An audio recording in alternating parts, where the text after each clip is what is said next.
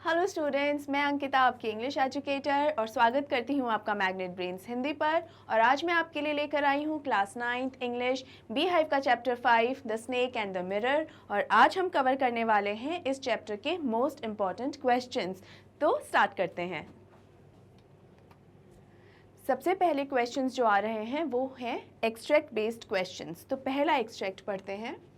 I didn't jump, I didn't tremble, I didn't cry out. There was no time to do any such thing. The snake slithered along my shoulder and coiled around my left arm about the elbow. The hood was spread out and its head was hardly 3 or 4 inches from my face. ये जो extract है ये वही stanza, वही paragraph है जिसमें पहली बार जब स्नेक को डॉक्टर ने देखा और स्नेक कहाँ था, उनकी बाजू पर चढ़ गया था। तो ये वही सिचुएशन है। अब देखते हैं कि इसके ऊपर क्या क्या क्वेश्चंस हैं।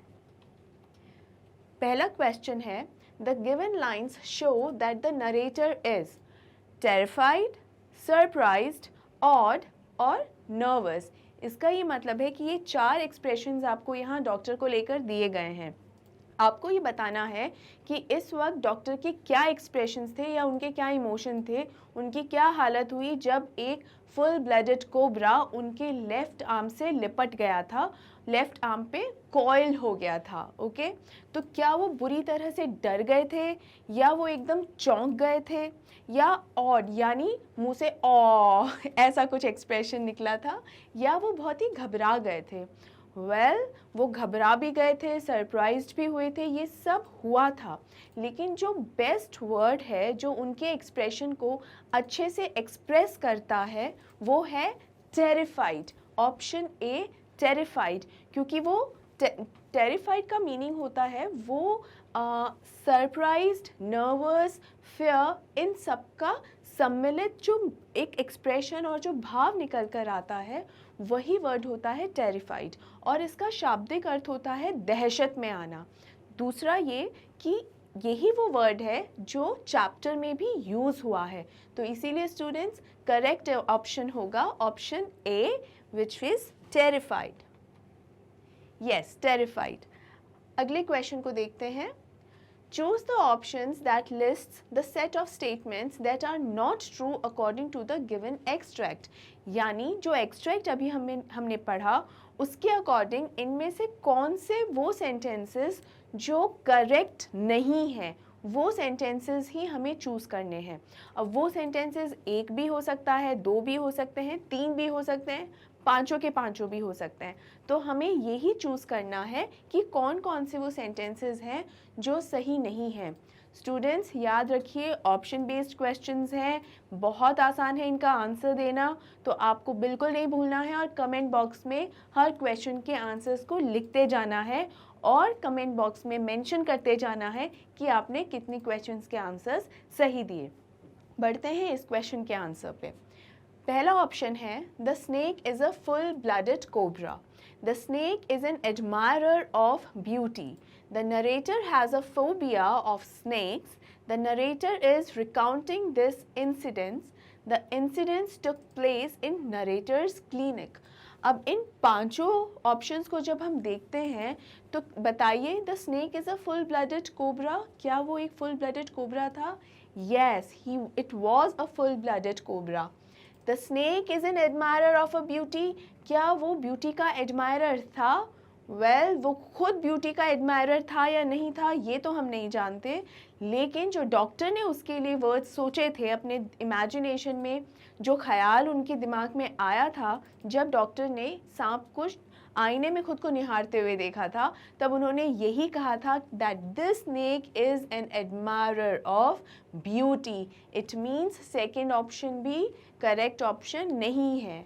चलते हैं थर्ड ऑप्शन पर। The narrator has a phobia of snakes, क्या नरेटर को स्नेक्स का फोबिया है? ऐसा तो कहीं कुछ भी मेंशन नहीं है हमारे एक्सट्रैक्ट में या पूरे ही चैप्टर में कहीं। Yes, he was scared of snakes. कोई भी इंसान स्नेक से डरेगा, लेकिन उसका फोबिया होना, फोबिक हो जाना किसी चीज़ को लेके, ऐसा कुछ भी नहीं है। देखिए स्टूडेंट्स, फोबिया का बेसिकली मतलब क्या होता है? फोबिया का मतलब होता है कोई साधारण डर नहीं, बल्कि किसी चीज़ से एक दिमाग में एक फितूर उसका बैठ जाना, इतनी घबराहट होना कि आप उस टॉपिक पे या उस चीज़ के बारे में बात करने में भी सहज महसूस ना करें। यदि आपको हाइट से डर लगता है तो वो डर ऐसा डर होता है, और अगर ऐसा फोबिया वो होता है कि हाँ, आप शायद हाइट के बारे में बात करने में भी घबराएं। आप अपने आप को इमेजिन भी नहीं कर सकते कि यदि आप हाइट पे खड़े हैं तो आपकी क्या दशा होगी। तो फोबिया सिर्फ मात्र डर नहीं होता, ये आप में बैठी हुई एक दहशत, एक खौफ होता है, और इतना ज़्यादा आप एंशियस फील करते हो कि आप अपने आप को उस पर्टिकुलर सिचुएशन में इमेजिन भी नहीं कर सकते हो। तो क्या ऐसी हालत है डॉक्टर की सांपों को लेकर? वेल, ऐसा इस एक्सट्रैक्ट में या पूरे ही चैप्टर में कुछ भी मेंशन नहीं है। डॉक्टर सिर्फ सांप से डरते थे, उन्हें सांपों को लेकर कोई फोबिया एज सच नहीं था। तो इस एक्सट्रैक्ट के अकॉर्डिंग जो ऑप्शन थर्ड है वो सेंटेंस गलत सेंटेंस है, और हमें कौन से सेंटेंसेस चूज करने हैं which are not true. Students, कोई भी ऑप्शन सेलेक्ट करने से पहले क्वेश्चन को अच्छे से पढ़ना है, ठीक है? हमको यहाँ गलत ऑप्शंस को चूज करना है, और इस क्वेश्चन में गलत ऑप्शंस ही सही आंसर्स हैं। बढ़ते हैं अपने अगले ऑप्शन पे। The narrator is recounting this incidents. Yes, recounting का मतलब है फिर से उस किसी इंसिडेंट्स को इस तरीके से अपने दिमाग में लेकर आना, या फिर से उसके बारे में सोचना, कोई भी ऐसा इंसिडेंट्स जो पहले हो चुका है फिर से उसके बारे में याद करना। और इस वक्त नरेटर क्या कर रहे हैं, जो डॉक्टर है वो सांप के साथ हुए इस हादसे को अपने कुछ फ्रेंड्स के साथ डिस्कस कर रहे हैं, यानी रिकाउंट कर रहे हैं। ऑलराइट, तो इसका मतलब ये भी जो इन्फॉर्मेशन है क्या हमें प्रोवाइडेड है? Yes, it's been provided to us. The last option is the incidents took place in narrator's clinic. No, ये जो इंसिडेंट्स हुआ वो कहाँ हुआ था? नरेटर यानी हमारे होम्योपैथ डॉक्टर के रेंटेड रूम में हुआ था, रेंटेड रूम में। So keep this thing in mind कि क्लिनिक में नहीं हुआ था, उनके रेंटेड रूम में हुआ था। इसका मतलब फिफ्थ ऑप्शन भी जो है it is not true according to the extract or even according to the chapter। तो इसीलिए ऑप्शंस नॉट ट्रू सेंटेंसेस कौन से हैं? Third and fifth. देख लेते हैं क्या हमारे पास ऑप्शंस में ये गिवन है। Yes, option B, third and fifth sentences are not true according to the extract. Now let's check कि हमारा जो ऑप्शन बी है क्या वो सही ऑप्शन है? Is it a correct option? Well, yes, it is a correct option. तो students, I hope आपने भी बी ऑप्शन को ही सिलेक्ट किया होगा, because this is the correct answer. और शायद आई एम श्योर कि आपको ये आंसर क्यों सही हुआ, ऑप्शन बी सही क्यों है, वो भी आपको अच्छे से समझ में आया होगा। बढ़ते हैं अगले क्वेश्चन की ओर। Select the option that correctly captures the usage of the word tremble from the extract. Now सबसे पहले क्वेश्चन का मीनिंग ये है कि एक्सट्रैक्ट में से जो वर्ड है ट्रेम्बल, ट्रेम्बल में वर्ड, ट्रेम्बल वर्ड दिया गया है आपको इस एक्सट्रैक्ट में। नाउ ये जो ऑप्शंस दिए गए हैं, इन ऑप्शंस में जो सेंटेंसेस हैं, हर सेंटेंस में ट्रेम्बल वर्ड यूज़ किया है। अब आपको क्या पता करना है, आपको ये समझना है कि किस सेंटेंस में ट्रेम्बल वर्ड का जो इस्तेमाल है वो बिल्कुल सही तरीके से किया गया है, यानी ट्रेम्बल वर्ड का यूज़ सही तरीके से होना चाहिए, और जो जिस ऑप्शन में सही यूसेज है वही हमारा करेक्ट आंसर है। तो सबसे पहले ट्रेम्बल का मीनिंग क्या होता है स्टूडेंट्स? ट्रेम्बल का मीनिंग होता है कपकपाना, यानी डर के मारे कपकपाना। तो इसमें कपकपाने में बेसिकली एक ना बॉडी की मूवमेंट होती है, एक किस्म की थरथराहट सी होती है बॉडी में, ठीक है? आप कपकपा रहे होते हो, ठंड के मारे नहीं, यहाँ डर के मारे कपकपा रहे हो, ठीक है? तो यहाँ पर कौन सा वो ऑप्शन है जो सही होगा? Option A, who can tremble this problem for me. मेरे लिए इस प्रॉब्लम को कौन कपकपा सकता है? वेल सिंस ट्रेम्बल जो कँपकँपाना होता है मूवमेंट से रिलेटेड होता है एक, तो हो सकता है कि यहाँ पर पूछा जा रहा हो कि क्या आप मेरे लिए इस प्रॉब्लम को हटा सकते हैं। Well this is not the correct usage of tremble. यहाँ पे हो सकता है कि can you solve this problem for me, क्या आप मेरे लिए इस प्रॉब्लम को सुलझा सकते हैं, can you solve this problem for me. All right, next comes, did you tremble when he slapped you? I can't tremble what he said to me. The tremble maker was caught by me. Well, the D option can be the trouble maker was caught by me. जो जो problems create करता है या problems create करने में जिसको महारत हासिल होती है ना, वो मेरे द्वारा पकड़ा गया, यानी जो भी व्यक्ति प्रॉब्लम्स क्रिएट कर रहा था मैंने उसे पकड़ लिया। डी का तो यही निकल कर आता है। Second, I can't tremble what he said to me, so ये आई कैंट अंडरस्टैंड। ट्रेम्बल क्या हुआ यहाँ पर, तो ट्रेम्बल का यूसेज कहीं से बैठ ही नहीं रहा, तो I can't understand what he said to me, और I can't listen what he said to me, कि पॉसिबल नहीं मेरे लिए उनको सुन पाना। I can't hear, you know, हम बहुत सारे वर्ड्स हैं, अप्रोप्रिएट वर्ड्स हैं जो यहाँ पर ला सकते हैं, लेकिन ट्रेम्बल एक अप्रोप्रिएट वर्ड नहीं है यहाँ पर लाने के लिए। ऑल राइट, सेकेंड ऑप्शन जो है option B, did you tremble when he slapped you, यानी जब उसने तुम्हें थप्पड़ मारा तो क्या तुम कँपा गए। वेल येस, शायद इतनी ज़ोर से थप्पड़ मारा कि पूरी बॉडी थरथरा गई। तो यहाँ पे इस ऑप्शन में ट्रेम्बल वर्ड का जो यूसेज है वो बिल्कुल सही है, यानी हमारा जो ऑप्शन बी है it is the correct option. देख लेते हैं, and yes option B is the correct answer. बढ़ते हैं अपने अगले क्वेश्चन की ओर। What happened to the narrator as the snake coiled around his left arm? यानी क्या हुआ जब जो कोबरा है, जो स्नेक है, उसने डॉक्टर के लेफ़्ट बाजू को जकड़ लिया या उनके लेफ़्ट बाजू से लिपट गया था, तब हुआ क्या। वह होना क्या था, बुरी तरह डॉक्टर जी डर गए और एकदम स्टोन जैसे हो गए थे। He was terrified. Remember the very first question, तो उसमें क्या ही सही ऑप्शन था, द डॉक्टर वॉज टेरिफाइड। तो देख लेते हैं इसका रिटन एक्सप्लेनेशन क्या होगा। The narrator was unable to act and became speechless as the snake coiled around his left arm. He became like a stone, और you can use this, मैंने यहाँ पर ये सिंपलर लैंग्वेज में इसलिए ही लिखा है ताकि आपको समझने में आसानी रहे।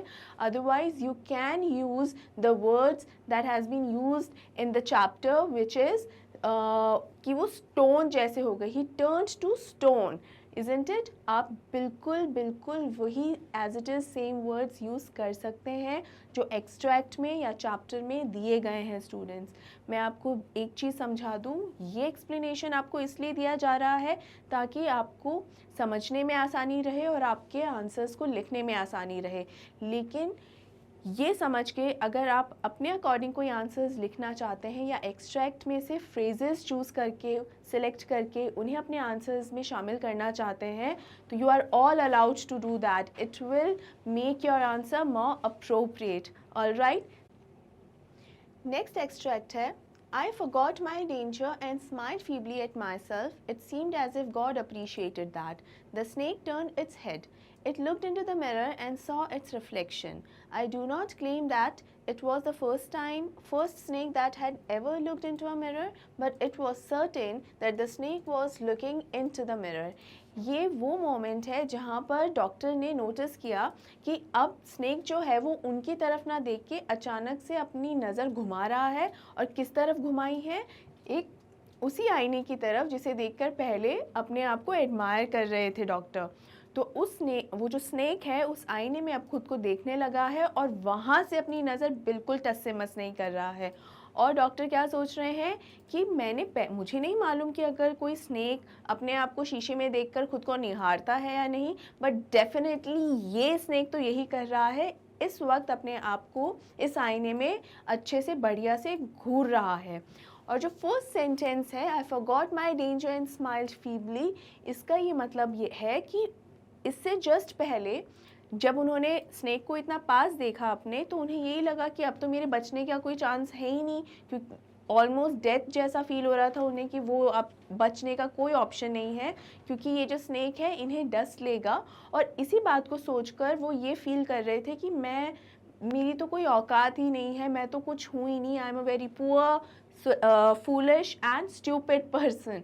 और यही सोचकर वो अपने आप पर, वो अपना डर तो भूल गए और अपने आप पर स्माइल्ड फीबली, मतलब एक हल्की सी ऐसी कमज़ोर सी मुस्कान उन्होंने दी। ऑलराइट, तो देखते हैं इस एक्सट्रैक्ट पे क्या क्वेश्चंस बनते हैं।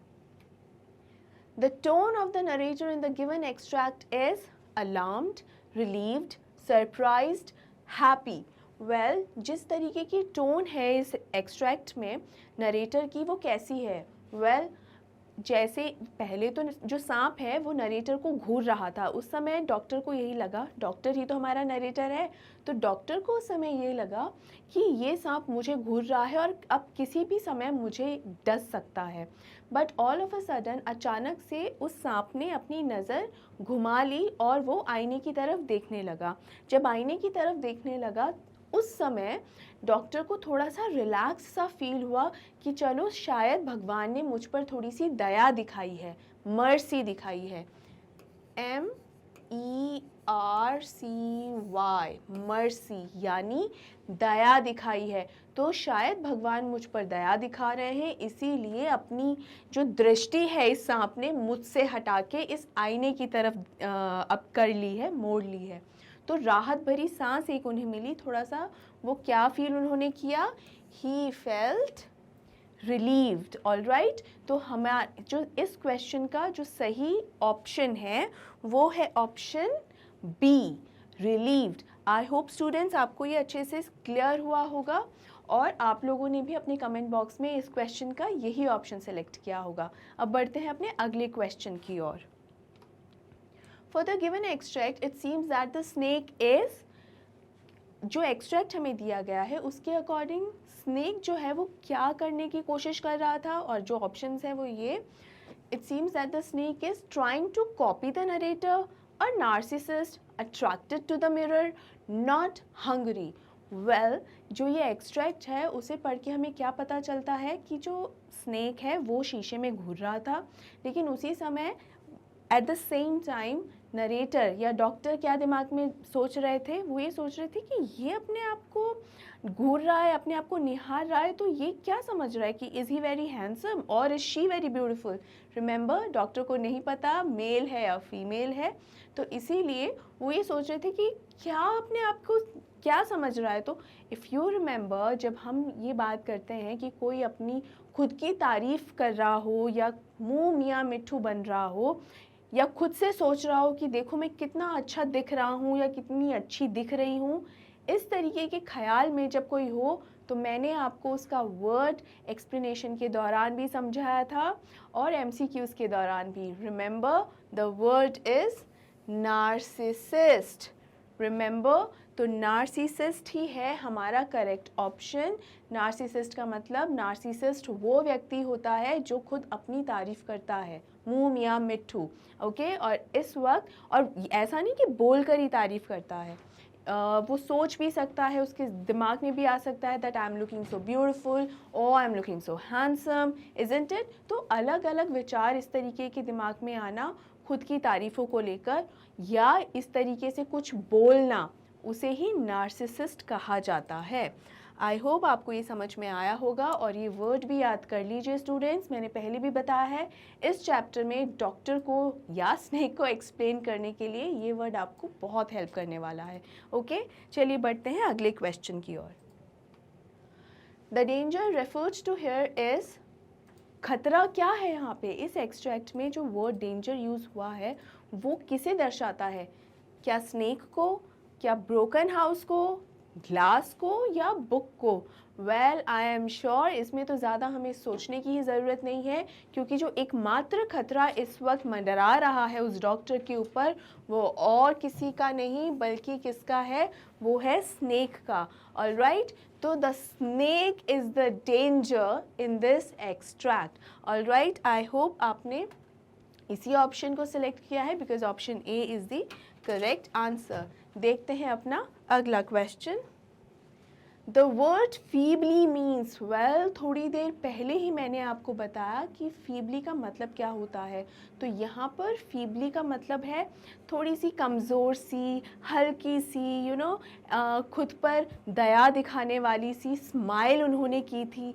रिमेंबर डॉक्टर ने ऐसी ही एक स्माइल पास की थी ना जब उन्होंने देखा था कि जो सांप है वो एकदम उनके सामने ही है, राइट। अब देखते हैं कि फीबली का शाब्दिक अर्थ क्या है, और वो है विदाउट स्ट्रेंथ, यानी जिसमें कोई ताकत ही नहीं हो, बहुत ही कमज़ोर सी, समथिंग वेरी वीक। तो यहाँ वीक का मतलब ये नहीं है कि ऐसा कमज़ोर हो जाना कि खाना नहीं खाया तो बहुत कमज़ोर हो गया, नो इट्स नॉट दैट। कहीं ना कहीं ये खुद पर दया दिखाने जैसे से रिलेटेड है कि इस वक्त जो डॉक्टर हैं वो खुद पर दया और बहुत बेचारगी सी जो एक्सप्रेस हो रही है यहाँ पे, फीबली वही दर्शा रहा है। आई होप ये अच्छे से आपको समझ में आ गया होगा students. The word feebly means without strength. चलिए आगे बढ़ते हैं। अगला एक्सट्रैक्ट है, I had my meal at the restaurant and returned to my room. I heard a noise from above as I opened the door. The sound was a familiar one.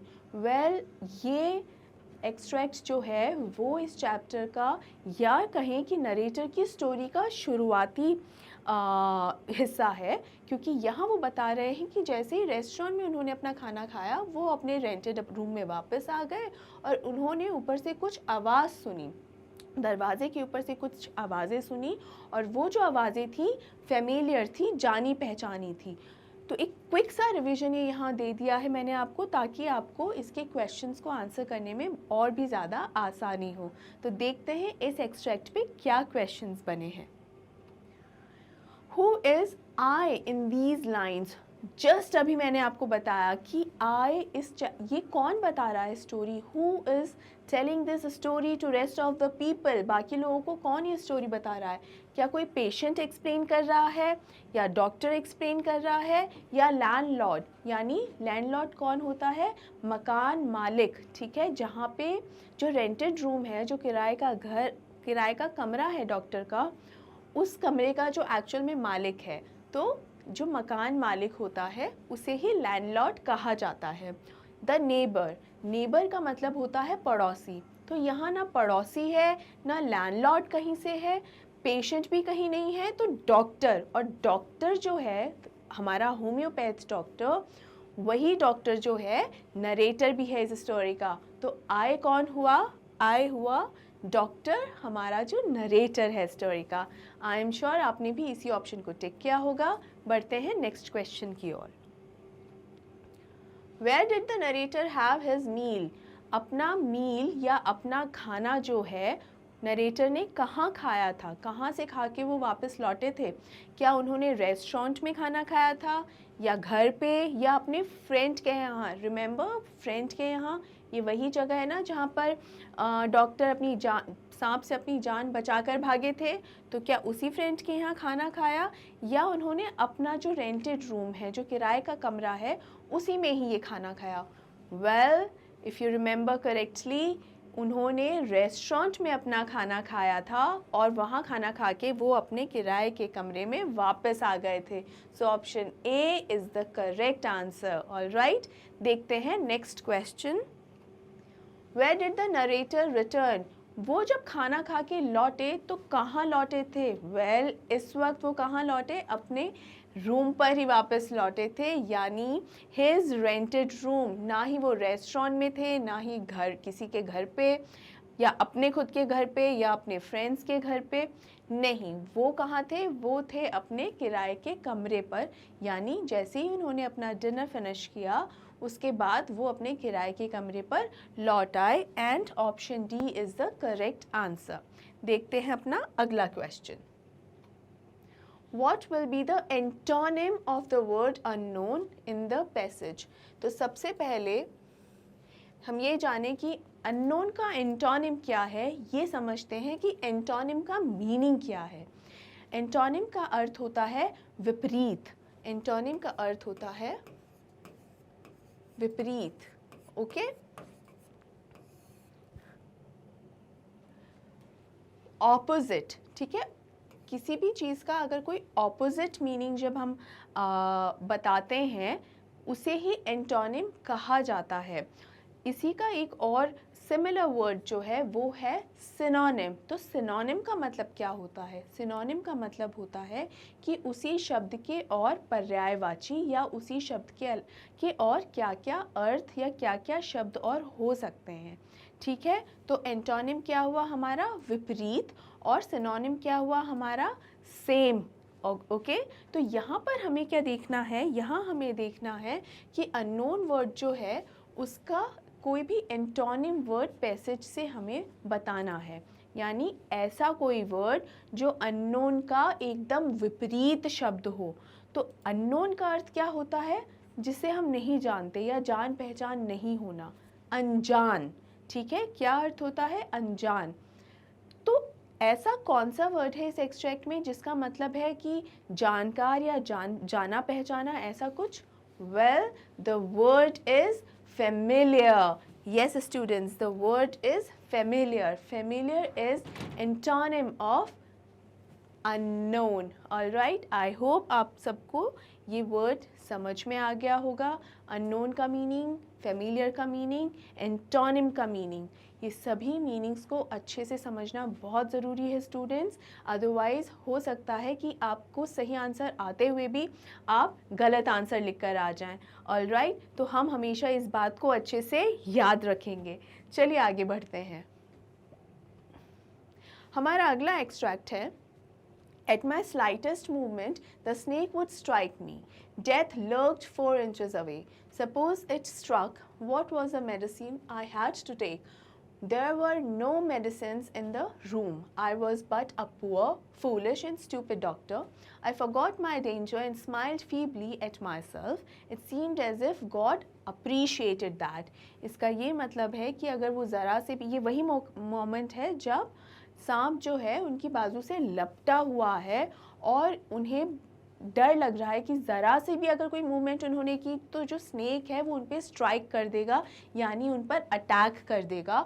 और अगर ऐसा हुआ तो उन्हें कोई बचा नहीं सकता, क्योंकि उनके रूम पर शायद कोई दवाई भी नहीं रखी है और ये जो सांप है बस थोड़ी ही दूरी पर उनसे है और मेरे पास ना कोई दवा है और मैं तो बेचारा एक गरीब सा, सीधा सादा सा, बेवकूफ़ सा एक डॉक्टर हूँ जिसने कोई दवा भी नहीं रख रखी अपने घर पे।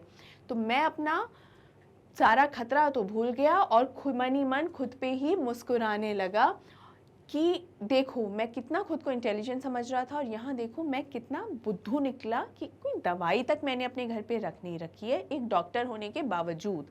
देखते हैं इस एक्सट्रैक्ट पे क्या क्वेश्चंस बनते हैं।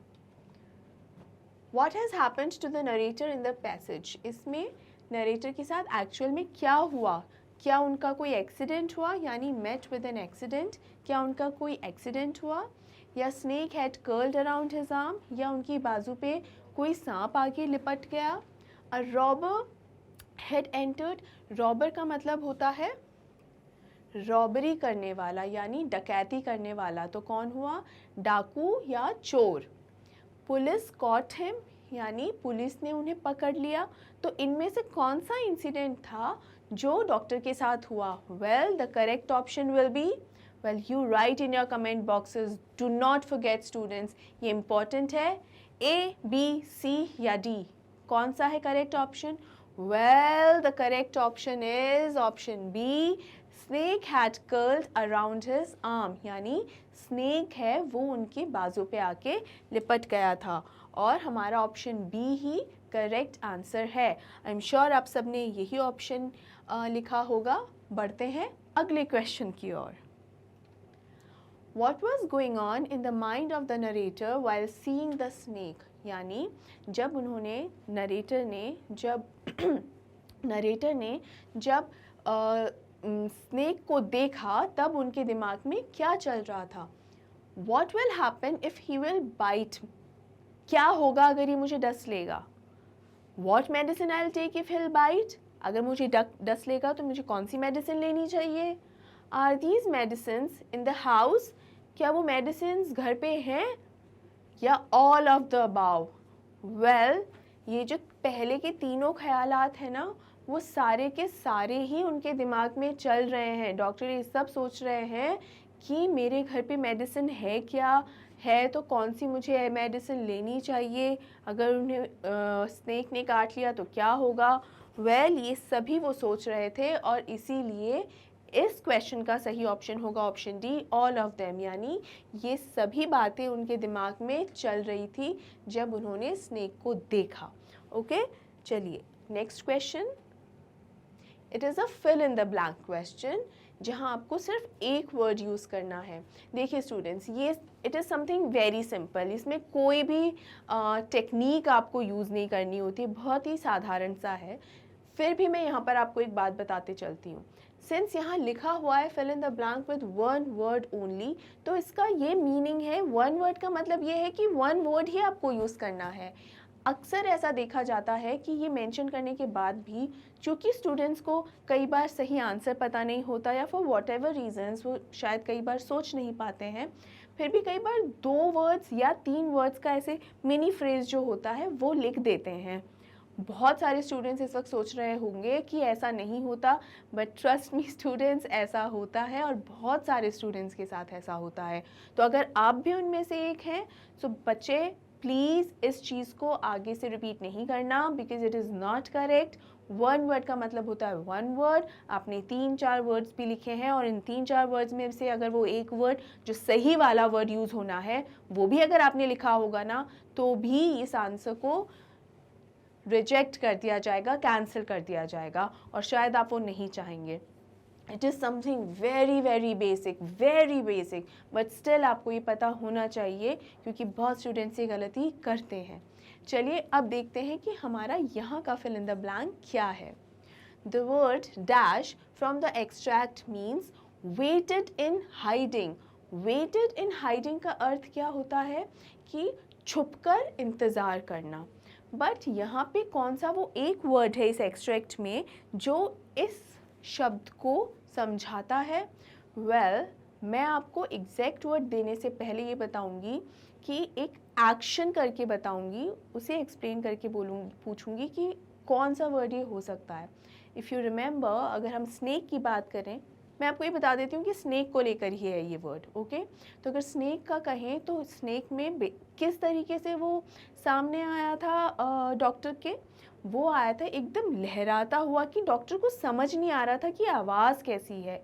And if you remember during the explanation also I did the explanation of this word कि जो लहराता हुआ आपके सामने एकदम आए, तो लहराता हुआ सामने आपके आने का ये अर्थ है यहाँ पर कि अचानक से एकदम अपीयर नहीं होना, यानी एक पहले आवाज़ आ रही थी, धीरे धीरे सरसराहट की आवाज़ आ रही थी, और उसके बाद अचानक से इस कोबरा ने अपना फन यानी अपना जो हुड है वो डॉक्टर के सामने उठा दिया। ऑल राइट, बट उसके पहले डॉक्टर को क्लियरली समझ में नहीं आ रहा था कि किस चीज़ की कैसी क्या आवाज़ है ये। ओके, तो the correct word that explains waited in hiding is lurked, LURKED, lurked. Lurked का मतलब होता है कि छुपे हुए कुछ करना, या किसी मूवमेंट में कुछ चीज़ें करना, मूव होते हुए कोई चीज़ करना।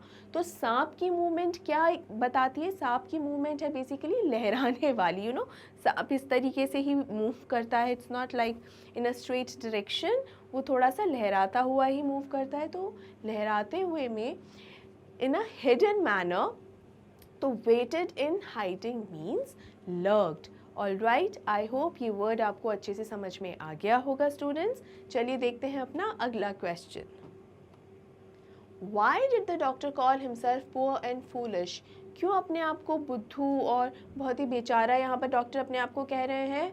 वेल इसलिए क्योंकि डॉक्टर होने के बावजूद भी उनके घर में क्या मौजूद नहीं है? दवाइयाँ। The doctor called himself poor and foolish because he did not know the medicine to cure snake bite, कि मेरे घर में कोई दवाइयाँ हैं नहीं, और अगर हैं भी तो क्या उनमें से कोई ऐसी दवाई है जो स्नेक बाइट को क्योर कर सके? उन्हें मालूम ही नहीं है। Well it doesn't mean that he is a bad doctor, but since he is a very new practitioner, अभी अभी वो प्रैक्टिस करना उन्होंने स्टार्ट किया है और डर के मारे आधी डॉक्टरी तो शायद वो भूल ही गए होंगे। तो इसी वजह से इस सिचुएशन में वो अपने आप को बहुत ही बेचारा और बुद्धू महसूस कर रहे हैं। चलिए आगे बढ़ते हैं। Describe the room in which the narrator lived. Well, here comes our short answer type questions. ये वही questions हैं जो आपको not more than 50 words में समझाने होते हैं, यानी 30 to 40 और 50 words में आपको इन questions को answer करना होता है। ओके, तो पहला question है Describe the room in which narrator lived. वो रूम को एक्सप्लेन कीजिए जहाँ पे नरेटर रहते थे। तो इस चैप्टर में हमें बखूबी एक्सप्लेन किया गया है कि किस तरीके का रूम था उनका। वेल, उनका रूम बहुत ही बुरी हालत में था। सबसे पहले तो बताना है it was a rented room.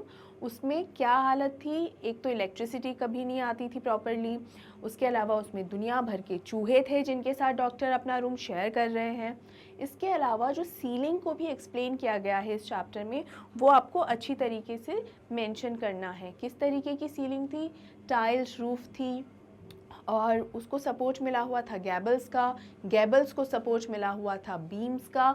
तो इस तरीके से वो रूम था और कहाँ था, एक एक्सटर्नल रूम था, यानी बाहरी तरफ वो एक रूम था और उस रूम के आगे एक छोटा सा वरांडा भी था, यानी बरामदा या आंगन। तो उस रूम के बाहर एक वरांडा भी था। ये सब आपको एक्सप्लेन करना है उस रूम के बारे में और ये बताना है कि एक रेंटेड रूम था और कुछ बुरी हालत में ही था। एग्ज़ाम पॉइंट ऑफ व्यू से आप इसका एक्सप्लेनेशन इस तरीके से लिख सकते हैं, it was a small rented room without proper power supply. Power supply का मतलब क्या है, पावर सप्लाई होती है इलेक्ट्रिसिटी, और वो इलेक्ट्रिसिटी का जो सप्लाई है वो प्रॉपर नहीं है। Most of the time there is no electricity. Okay, so it was an outer room with 2 windows and 1 wall facing the yard.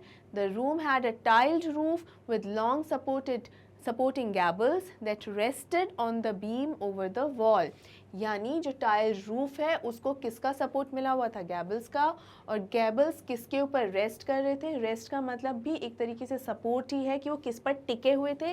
Gables किस पे टिका हुआ था, वॉल्स की बीम पर। जो दीवार की जो बीम होती है वॉल को सपोर्ट करने के लिए, उसी बीम पर वो गैबल्स टिके हुए थे। So now you know what kind of a room it was, और इसको इसी तरीके से क्रिस्प एंड क्लियर वर्ड्स में आपको एक्सप्लेन करना है। नेक्स्ट क्वेश्चन है, how did the doctor show presence of mind when he encountered the snake. Well, doctor बहुत ज़्यादा डरे हुए तो थे ही। जैसे ही उनको उनका सामना उस स्नेक से हुआ और स्नेक एकदम उनके हाथ पे ही चढ़ा हुआ था और इतना नज़दीक था, तो बुरी तरह डरे हुए तो थे ही। लेकिन जैसे ही स्नेक ने दूसरी तरफ मुंह किया, वापस उन्होंने थोड़ी सी सांस ली और जिस मौके पर सांप उनकी बाजू से उतरकर टेबल पर चढ़ गया, उस मौके का उन्होंने उसी वक्त फ़ायदा उठाया। मतलब ये कि वो पत्थर की मूरत जो बन गए थे वो बने ही नहीं रहे। अब उन्हें सांस आया। उनकी प्रेजेंस ऑफ माइंड ये थी कि एक तो उन्होंने उस टाइम पे क्विक एक्शन लिया, वो झटके से खड़े नहीं हुए, लेकिन उन्होंने बिना किसी आवाज़ किए उठकर वहाँ से चले गए। Another presence of mind was कि जब सांप, उन्होंने देखा कि सांप लपट गया है, तो वो डर के मारे चीखना चिल्लाना शुरू नहीं किया या किसी तरीके की कोई मूवमेंट उन्होंने नहीं की। Since he was a doctor, he new कि अगर सांप के सामने ज़रा सा भी वो हिलेंगे डुलेंगे तो एक सेकंड भी सांप नहीं लगाएगा उन्हें डसने में।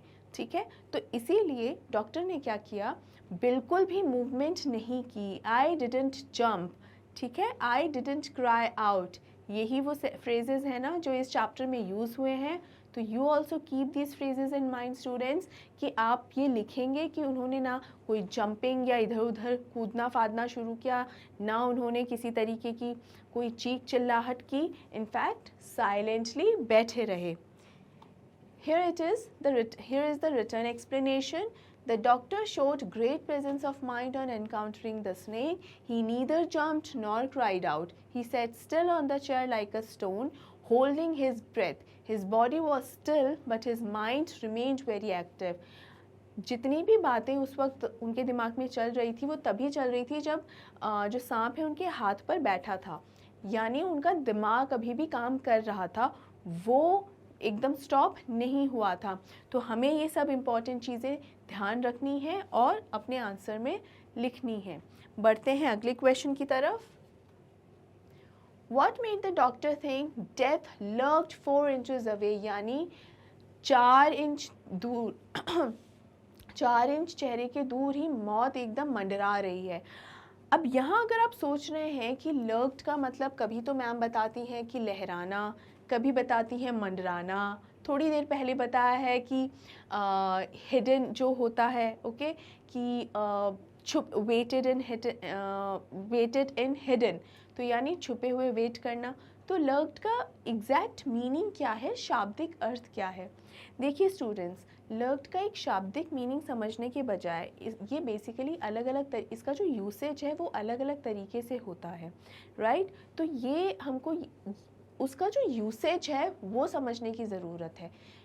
एक्चुअल में लर्क्ड का मतलब यही होता है कि कोई ऐसी मूवमेंट या कुछ भी ऐसा होना जो क्लियरली हमारे सामने नहीं है, सामने होते हुए भी नहीं है। फॉर एग्ज़ाम्पल, यहाँ डॉक्टर के सामने कौन है? सांप है, ठीक है, बहुत सांप एकदम एकदम पास है, 3 से 4 इंच की दूरी पर ही है। ऑलराइट, इस चीज़ को तो हम अच्छे से जानते हैं। लेकिन जो डॉक्टर है उन्हें इस सांप के अंदर क्या नज़र आ रहा है? साक्षात अपनी मौत। तो एक्चुअल में सांप के रूप में उन्हें क्या दिखाई दे रहा है? सांप के रूप में उन्हें दिखाई दे रही है अपनी मौत। So that this is the meaning of lurking, कि सामने होते हुए भी सामने नहीं होना, एकदम छुपे हुए वे में किसी चीज़ को दिखाना। और वो छुपा हुआ हाइड एंड सीक या छुपन छुपाई जैसा नहीं होता, सामने होते हुए भी छुपने का अर्थ होता है कि कोई और रूप लेकर या किसी और फॉर्म में आपको वो समझ में आना, ठीक है। एक तो ये हो गया। दूसरा, ये जो चीज़ हो रही है it is in a movement, यानी स्टिल वे में नहीं हो रही है, ये मूव होते हुए वे में हो रही है। तो मूवमेंट में होने का यही मतलब है कि यहाँ पर दिखाया गया है कि जो सांप है वो स्टिल नहीं है। It is not some picture और ड्राइंग, ऐसी कोई ड्राइंग या पिक्चर नहीं है कि बस सामने रखी है और हिल भी नहीं रही है। सांप हमेशा स्टिल कभी नहीं रहता, इस तरीके से लहराता ही रहता है। So the entire movement of snake, वो एक्सप्लेन करने के लिए lurked is the correct word. I hope आपको ये और अच्छे से अब समझ में आ गया होगा और इसके अलग अलग यूसेज और हर बार अलग वर्ड यूज़ करने के चक्कर में आप कंफ्यूज नहीं होंगे। ऑलराइट, चलिए अब देखते हैं what made the doctor think death lurked 4 inches away. Well 4 inches away कौन था? स्नेक ही तो था 4 इंचेस अवे। इसीलिए बिना किसी घबराहट के, बिना किसी सोच विचार के आसानी से ये इस चीज़ का आंसर लिख दीजिए। The doctor thought that death lurked 4 inches away because the snake had coiled around his left arm and its head was hardly 3 to 4 inches away, सिर्फ 3 से 4 इंचेस दूर था from his face.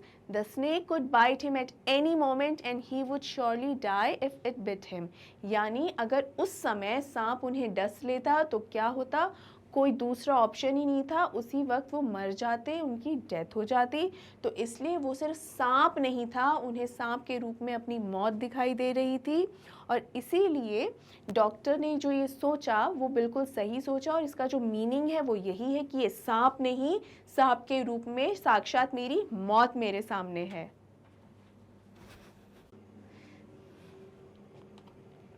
Next question is Why did the snake leave the doctor's arm?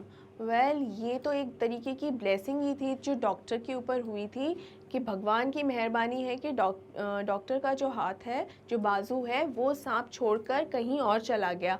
लेकिन ऐसा क्या हुआ कि snake ने डॉक्टर की बाजू छोड़ दी? क्या डॉक्टर ने अपना हाथ झड़काया था या उसको भगाने की कोशिश की थी कि ये उसका हाथ छोड़ दे?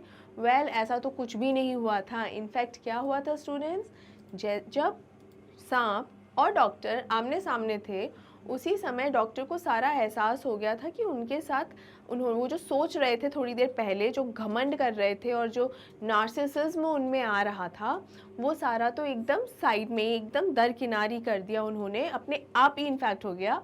और उनको क्या फील हुआ, क्या एहसास हुआ कि I am a very poor, stupid and foolish person, ठीक है, एक फूलिश डॉक्टर हूँ मैं। और ये उनको फील आते ही सांप का नेक्स्ट रिएक्शन क्या हुआ? नेक्स्ट रिएक्शन हुआ कि सांप ने अपना मुंह दूसरी तरफ घुमा लिया। और किस तरफ घुमाया? एक आईने की तरफ। मिरर की तरफ और मिरर में खुद को देखा।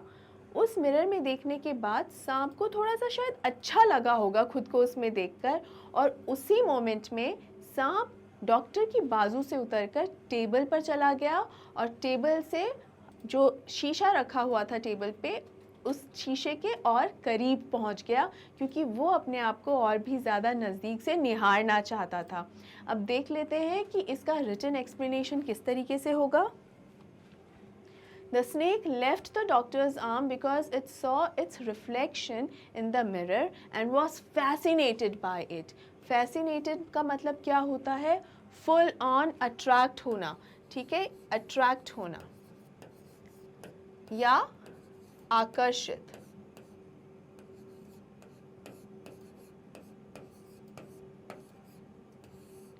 अट्रैक्ट होना या आकर्षित होना, और वो भी बहुत ज़्यादा, बहुत स्ट्रांगली।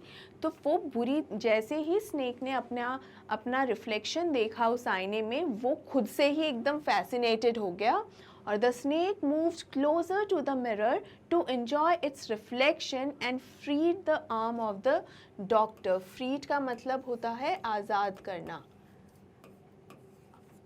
आज़ाद करना। ऑलराइट, तो डॉक्टर का जो हाथ है, जो बाजू है, जैसे ही सांप ने अपने आप खुद का रिफ्लेक्शन जो है आईने में देखा, उसने डॉक्टर का जो आर्म है उसी वक्त फ्री कर दिया, आज़ाद कर दिया, और किस तरफ चला गया? उसी टेबल पे जहाँ पे आईना रखा हुआ है, और इसीलिए डॉक्टर की जो जान है वो बच गई। स्टूडेंट्स, अगर ये same question long answer type question में आता है तो आप सिर्फ ये इतना सा एक्सप्लेन नहीं करेंगे, then you are also have to explain a bit more, in fact a lot more I should be saying. आपको ये भी बताना होगा कि पहले जब सांप ने अपने आप को, वो पूरी सिचुएशन भी आपको एक्सप्लेन करनी होगी कि किस तरीके से सांप और डॉक्टर जो है वो थोड़ी देर के लिए एकदम आमने सामने ही थे, and it was a very dangerous situation. क्योंकि मैं आपको एक फैक्ट बता दूं, किसी भी वाइल्ड एनिमल को या किसी भी एनिमल को उनकी आइज़ में डायरेक्ट नहीं देखना चाहिए, क्योंकि ऐसे में वो जो एनिमल्स हैं वो उस चीज़ को एक चैलेंज के तौर पे लेते हैं, और वो इसी वजह से अटैक भी कर देते हैं, अपने आप को बचाने के लिए भी अटैक करते हैं, और जब वो उसे चैलेंज की तरह लेते हैं कि कोई उनकी आंखों में देख रहा है तो भी उन पे वो अटैक कर देते हैं। तो ये एक ट्रेट होता है एनिमल्स का। ऑलराइट, तो इसीलिए ये ध्यान रखने की बहुत ज़रूरत होती है। तो ये जो सिचुएशन थी डॉक्टर की और सांप की, वो भी इसी तरीके की कुछ थी कि हो सकता है सांप उसको एक चैलेंज के तौर पे ले लेता कि ये मुझे ऐसे घूर रहा है, और डॉक्टर को डस लेता। लेकिन ऐसा लकीली डॉक्टर के साथ कुछ हुआ नहीं, और सांप ने शीशे को देखा। आप थोड़ा थोड़ा जस्ट या थोड़ा थोड़ा सा ये एक्सप्लेनेशन, ये सभी सिचुएशंस को बताते हुए चलेंगे और सीक्वेंस में प्रॉपरली समझाते हुए चलेंगे, ताकि आपका ये सेम क्वेश्चन का जो आंसर है इट विल बी इन अ लेंदी वे, और आप अच्छे से मार्क्स स्कोर कर सकें। बढ़ते हैं अपने अगले शॉर्ट टाइप क्वेश्चन की ओर। After the encounter with the snake, why did the narrator want to remove his things from his room? Well, जैसे ही एनकाउंटर हुआ स्नेक के साथ, उन्होंने, डॉक्टर ने क्यों सोचा कि अब उन्हें अपने सारा सामान जो है यहाँ से हटा लेना चाहिए? वेल, इसका सबसे बड़ा रीज़न ये था कि इस वक्त डॉक्टर को ये समझ में आ गया था, एक तो ये जो रूम है वो ऑलरेडी ऐसी बुरी सिचुएशन में था, ना पावर सप्लाई थी, रेंटेड रूम का जो पावर सप्लाई के अलावा वहाँ पे इतने सारे चूहे भी रहते थे, तो ही वॉज नॉट फीलिंग सेफ कि अब तो चूहे तो थे, अब स्नेक भी आ गया, so he was not feeling that safe. तो उनको ये डर लग रहा था कि कहीं अगले दिन ये सांप लौट कर वापस ना आ जाए। तो एक बार तो उनकी जान बच गई, लेकिन रोज़ रोज़ ये भगवान अपनी दया दृष्टि शायद उन पर नहीं दिखाएंगे, और हो सकता है अगली बार अगर ये सांप आ जाए तो उन्हें डस ही लेगा। ऑलराइट, तो अपने आप को बचाने के लिए, सेव करने के लिए उन्होंने ये डिसीजन लिया कि मैं अब उस रूम में वापस नहीं जाऊंगा, क्योंकि हो सकता है जो सांप है वो वापस वहाँ आ जाए। ये है इसका written explanation. After the encounter with the snake, the narrator was afraid of the snake coming there again. वो फिर से snake के वहाँ आ जाने को लेकर डर रहे थे। So he wanted to remove all his things from there. इसीलिए अपना सारा सामान वो वहाँ से जल्द हटा लेना चाहते थे. He wanted to be safe and alive. बढ़ते हैं अगले क्वेश्चन की ओर. How did the snake change the doctor's opinion about himself? Well, it is a very nice and an important question. ये बहुत ही बढ़िया सवाल है और ज़रूरी भी है. क्यों? क्योंकि इसी सवाल में इस पूरे चैप्टर का एक मैसेज जो है वो भी छिपा हुआ है. देखिए, है तो ये एक शॉर्ट आंसर टाइप क्वेश्चन, तो मैं आपको जल्दी से इसका ये आंसर तो बता देती हूँ कि किस तरीके से स्नेक ने हेल्प करी डॉक्टर की, या snake is responsible for changing the thought process of the doctor. How, किस तरीके से किया कि पहले जैसे ही स्नेक सामने आ गया डॉक्टर के, वैसे ही डॉक्टर के दिमाग में वो पहले जो भी चीज़ें चल रही थी ना, कि मैं कैसा दिखता हूँ या मेरी क्या क्वालिफ़िकेशन है एट्सेट्रा एट्सेट्रा, वो सारी चीज़ें एक सेकंड में साफ़ हो गई. और उसकी जगह क्या आ गया? उसकी जगह आ गया डर, खौफ कि कहीं मैं मर ही ना जाऊँ, क्योंकि मौत तो मेरे सामने ही मंडरा रही है, तो कहीं ऐसा कुछ हो ना जाए. इसीलिए वो डरने लग गए. और क्या किया उन्होंने उसके बाद? ही smiled at himself feebly. Okay, अपने ऊपर एक बहुत ही वीक सी, कमज़ोर सी स्माइल, और ख़ुद को एक बेचारा जैसा महसूस करने लगे. Poor, foolish or stupid. So this is the small answer to this question. Written explanation जो है वो ये है. Before the encounter with the snake, the doctor was very proud of himself as he was a bachelor and doctor. Later, the encounter with the snake made him realize that he was only a poor, stupid and foolish doctor. This is so because although being a doctor, he could neither do nothing about the situation, nor he had any medicine to cure snake bites. यानी ना ही वो कुछ कर सकते थे उसके उस situation को लेके. यहाँ he could neither do anything.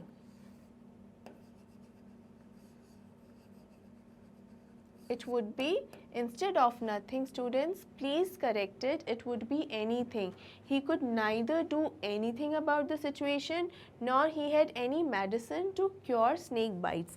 अब देखिए स्टूडेंट्स, यहाँ पे एक बहुत ही सिंपल सी बात मैं आपको बता दूँ कि यहाँ पर तो बहुत ही डायरेक्ट सी एक चीज़ हो गई है कि क्यों उनको ऐसा लगा कि जैसे ही सांप को देखा तो उन्हें समझ में आया ना तो मेरे पास कोई दवाइयाँ हैं इसको, कि अगर मुझे सांप ने काट लिया तो मैं उसको ठीक कैसे करूँगा, मेरे पास तो कोई दवाइयाँ हैं ही नहीं, और ना ही ये जो सिचुएशन है उससे वो बाहर निकल सकते हैं किसी भी तरह से. क्या वो सांप को अपने हाथ से झड़का सकते थे? नहीं, वो कुछ भी नहीं कर सकते थे. He was actually trapped into a situation जहाँ पर वो अपने आप को किसी भी तरीके से ना बचाने की कंडीशन में थे, और ना ही अपने आप को, अगर सांप डस ले तो डस लेने के बाद अपने आप को सेव कर सकते थे, बचा सकते थे. जहर उनकी बॉडी में फैल सकता था, बट उनके पास तो कोई दवाई ही नहीं थी अपने आप को बचाने के लिए. तो ये जब सब हुआ तो उन्हें एक सेल्फ रियलाइजेशन हुआ, एक एहसास उनको ये हुआ कि मैं एक्चुअली कुछ भी नहीं हूँ. I am a nobody. मैं कुछ नहीं हूँ, मेरी एक कैपेसिटी है और मेरी एक लिमिटेशन है. मैं सिर्फ वहाँ तक ही परफॉर्म कर सकता हूँ, मैं बस वहाँ तक ही बिहेव कर सकता हूँ, यू नो, उससे आगे मैं नहीं जा सकता, उसके बियॉन्ड में नहीं जा सकता. और क्या लिमिटेशन है? वो दिखने में अच्छे हैं, इट इज़ गुड, ये एक बढ़िया क्वालिटी है. वो हाईली क्वालिफाइड है, इट इज़ अगेन गुड. लेकिन वो बैचलर भी हैं, तो कुछ उनकी शादी भी एकदम बेस्ट पर्सन से होनी चाहिए जैसे उन्हें चाहिए. तो उनके अकॉर्डिंग बेस्ट पर्सन कौन है? Someone who is very rich, a girl with good medical practice and who is also rich. तो ये सारी चीज़ें हैं जो वो समझते हैं कि बहुत ही बढ़िया है और ये सब तो मुझे मिलना ही चाहिए. तो वो अपने आप को बहुत ही ज़्यादा कुछ ना कुछ कहीं के कहीं हायर लेवल पर उन्होंने अपने आप को पहुंचा दिया था. स्नेक ने उनका ख्याल कैसे चेंज किया? एक्चुअल में snake is basically a situation. Snake की जगह कोई दूसरा जानवर भी हो सकता था, इज़न्ट इट? तो उन्होंने स्नेक की वजह से वो एक ऐसी सिचुएशन में आए जहाँ उन्हें all of a sudden realise हुआ कि कोई फ़र्क नहीं पड़ता मैं क्या हूँ, या मैंने कितना पढ़ाई लिखाई की है, या मैं कितना ज़्यादा बढ़िया नज़र आता हूँ. मोस्ट इम्पॉर्टेंट चीज़ ये है कि हमें सिर्फ अपना काम करते रहना है, ना कि उस पर घमंड करना है. तो क्योंकि अगर जैसे ही मैंने ये किया तो ऑल ऑफ अ सडन एक ऐसी सिचुएशन में आ गया कि मेरी डिग्रीज़, मेरी पढ़ाई लिखाई या मेरी सुंदरता मुझे उस सिचुएशन से बचाने के लिए किसी तरह से काम नहीं करने वाली है, किसी भी तरह से वो मुझे हेल्प नहीं करेगी कि मैं अपने आप को इस सिचुएशन से बाहर निकाल लूँ या अपने आप को बचा लूँ। तो स्टूडेंट्स, इस स्टोरी के थ्रू हम सभी को ये चीज़ सीखनी चाहिए कि हमें हमारी किसी भी खूबी, किसी भी क्वालिटी या गुण के ऊपर इतराना नहीं चाहिए, क्योंकि अगर वो खूबी हमको किसी इस तरीके की प्रॉब्लम से ना बचा सके जिस तरीके की प्रॉब्लम डॉक्टर फेस कर रहे हैं, या उसके अलावा भी कोई ऐसी सिचुएशन जहां हम अपने आप को बचा नहीं सकते, वहाँ से निकाल नहीं सकते खुद को, तो क्या ही मतलब है। तो इसलिए हमको ये समझना बहुत ज़रूरी है कि एक व्यक्ति की, एक ह्यूमन की एक लिमिट होती है, कैपेसिटी होती है, लेकिन नेचर की, कुदरत की, फेट की यानी डेस्टिनी की कभी कोई लिमिटेशन नहीं है, और वो इतना अनप्रेडिक्टेबल होता है, इतना अनएक्सपेक्टेड होता है कि कब कहाँ कैसे क्या हो जाए, यू नेवर नो। ऑलराइट, ये सभी बातें अपने दिमाग में ज़रूर रखिए। ये सभी मैं आपको इसलिए बता रही हूँ, ये एक लाइफ लेसन तो है ही स्टूडेंट्स, उसके अलावा इसलिए भी इम्पॉर्टेंट है आपके चैप्टर में। इस चैप्टर का जो मेन मैसेज है वो भी यही है, do not boast, do not boast and never be an arrogant person. कभी भी घमंडी नहीं बने, एंड ऑलवेज बी ग्राउंडेड। चलिए, ये हमारे शॉर्ट आंसर टाइप क्वेश्चंस हो गए हैं, और इसके बाद हम चलते हैं अपने लॉन्ग आंसर टाइप क्वेश्चंस की ओर। पहला क्वेश्चन है, imagine yourself as the narrator of the story the snake and the mirror. Write a diary entry 100 to 120 words. Describe how you felt after escaping from the snake biting you. Well, आपको यहाँ पर एक तरीके से एक exercise दी गई है कि जहाँ पर आपको ये जो इंसिडेंट है वो अपने फ्रेंड्स के साथ डिस्कस ना करके और अपनी डायरी में लिखना है। और डायरी में कैसे लिखना है? Well, there is a format of writing a diary. तो आपको किस तरीके से वो डायरी लिखनी है, उसमें आप किस तरीके से एक्सप्लेन करेंगे अपनी स्टोरी को। तो जो एक्सप्लेनेशन है उसका भी एक एग्जाम्पल के तौर पे मैंने आपके लिए यहाँ पे रेडी रखा है, लेकिन उससे पहले इम्पॉर्टेंट है कि हम ये जान लें कि डायरी लिखने जब लगते हैं तो उसे स्टार्ट कैसे किया जाता है। ऑलराइट, तो सबसे पहले हम क्या लिखेंगे? हम लिखेंगे डेट। अब यहाँ पर स्टूडेंट्स ये याद रखिए, कई सबसे पहले तो है कि पेज के लेफ़्ट साइड में हम वो डेट लिखेंगे। तो जब हमें डेट लिखनी है तो हम DATE इस वर्ड को नहीं लिखेंगे। डेट लिखने से मतलब है उस दिन एक्चुअल में जो तारीख है वो तारीख सीधे सीधे हम लिखेंगे। ये जो वर्ड है ये वर्ड हमको नहीं लिखना है, सीधे सीधे तारीख लिख देनी है। तो यहाँ तारीख लिखने का जो फॉर्मेट है वो क्या है? उस दिन क्या डेट है, कौन सा मंथ है और कौन सा ईयर है। ठीक है, इस तरीके से आपको वो लिखना है। अब मंथ आपको लेट्स से अगर इट्स नवंबर, तो नवंबर आप it's the 11th month, right, 11वां महीना है तो आप 11 करके लिखेंगे। यू हैव द ऑप्शन, आपके पास ये ऑप्शन प्रोवाइडेड है कि आप 11 लिखने के बजाय वो नवंबर जो वर्ड है वो भी लिख सकते हैं, बट ट्राई जैसे NOV डॉट ये आप लिख सकते हैं, पूरा वर्ड भी लिख सकते हैं November. It is up to you, ये आपको बिल्कुल अलाउड है। कोई ज़रूरी नहीं है कि आप 01 देन 11 देन 2023 लिखें, नहीं, ऐसा बिल्कुल भी ज़रूरी नहीं है। मैं थोड़ा क्लियर करके आपको और अच्छे से समझा देती हूँ। Let's say if it is 1st of November 2023, तो आप इसे 1st ऑफ नवंबर 2023 आप इसको इस तरीके से भी लिख सकते हैं, या आप इसको 1st ऑफ नवंबर 2023 इस तरीके से भी लिख सकते हैं, या आप इसको लिख सकते हैं 1st of November 2023। And the last option वो हो सकता है 1st of नवंबर। ये अगेन नवंबर यहाँ कुछ भी कैसा भी हो सकता है, NOVEMBER और 11/2023। ये इतने सारे ऑप्शंस हैं, इनमें से आप किसी भी तरीके से इस डेट को लिख सकते हैं। ये मैंने लिखे इसलिए हैं ताकि आपको अच्छे से ये क्लियर हो जाए कि हमें डेट लिखने का एक फॉर्मेट होता है प्रॉपर तरीके से, वैसे ही लिखना है। ये नहीं कि ईयर हम कहीं पर भी लिख देंगे कि यहाँ पहले हमने ईयर लिख दिया, फिर हमने डेट लिख दी, देन हमने मंथ लिख दिया। नो, इस तरीके से हमें नहीं करना है। We are suppose to follow a proper format students, और फॉर्मेट ही सब कुछ होता है when it comes to writing skills. Writing skills में जो हमने कंटेंट लिखा होता है वो इम्पॉर्टेंट तो होता है ही, उसके अलावा जो फॉर्मेट है अगर उसमें थोड़ी सी भी कमी अगर गड़बड़ होती है तो वो पूरा गलत हो जाता है।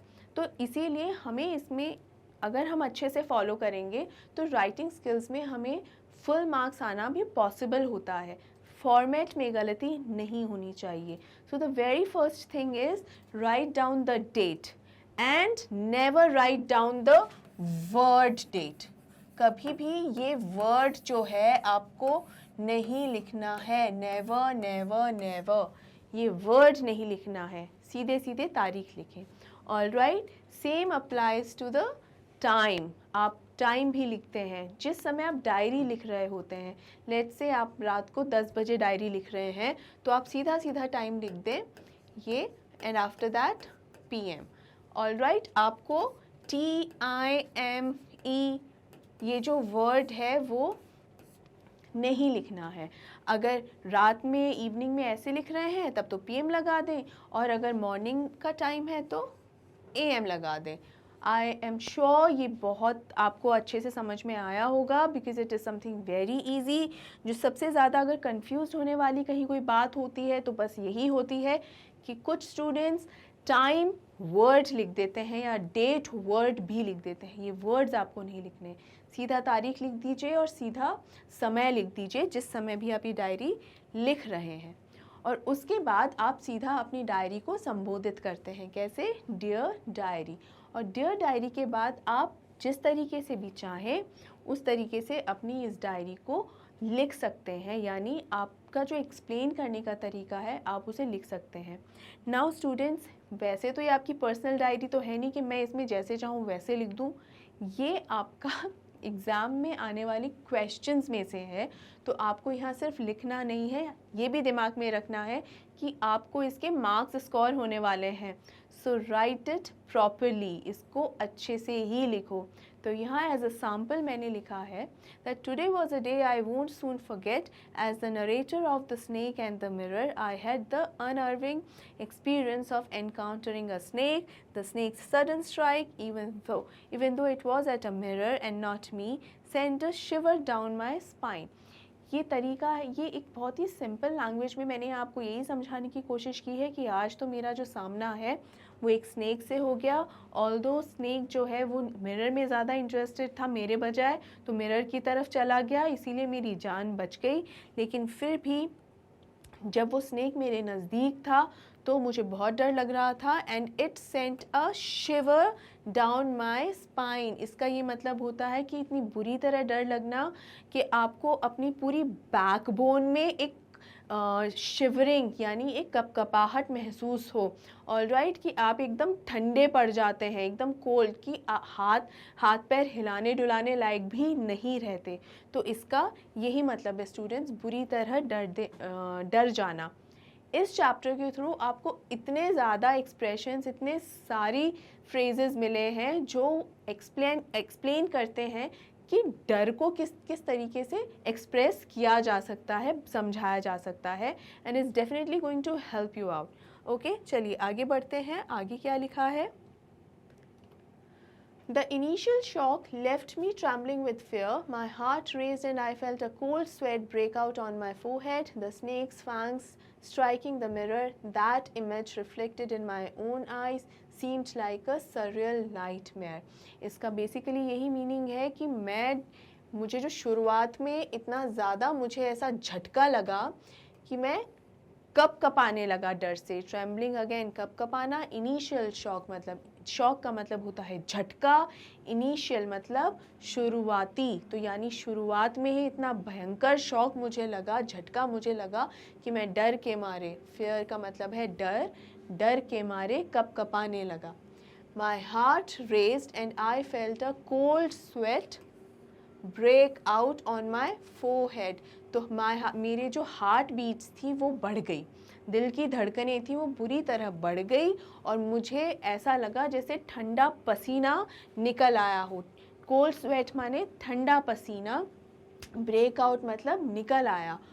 ऑन माई फोरहेड, फोरहेड का मतलब होता है माथा, हमारा माथा, तो इसका मतलब है इतना ज़ोर से डर लगा कि मेरे माथे से ठंडा पसीना निकल आया।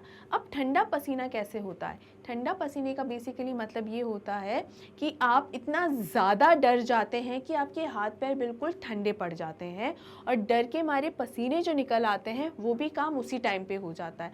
यानी आप एकदम ठंडे पड़े हुए हैं और डर के मारे पसीने भी निकल रहे हैं, तो it becomes your cold sweat. All right.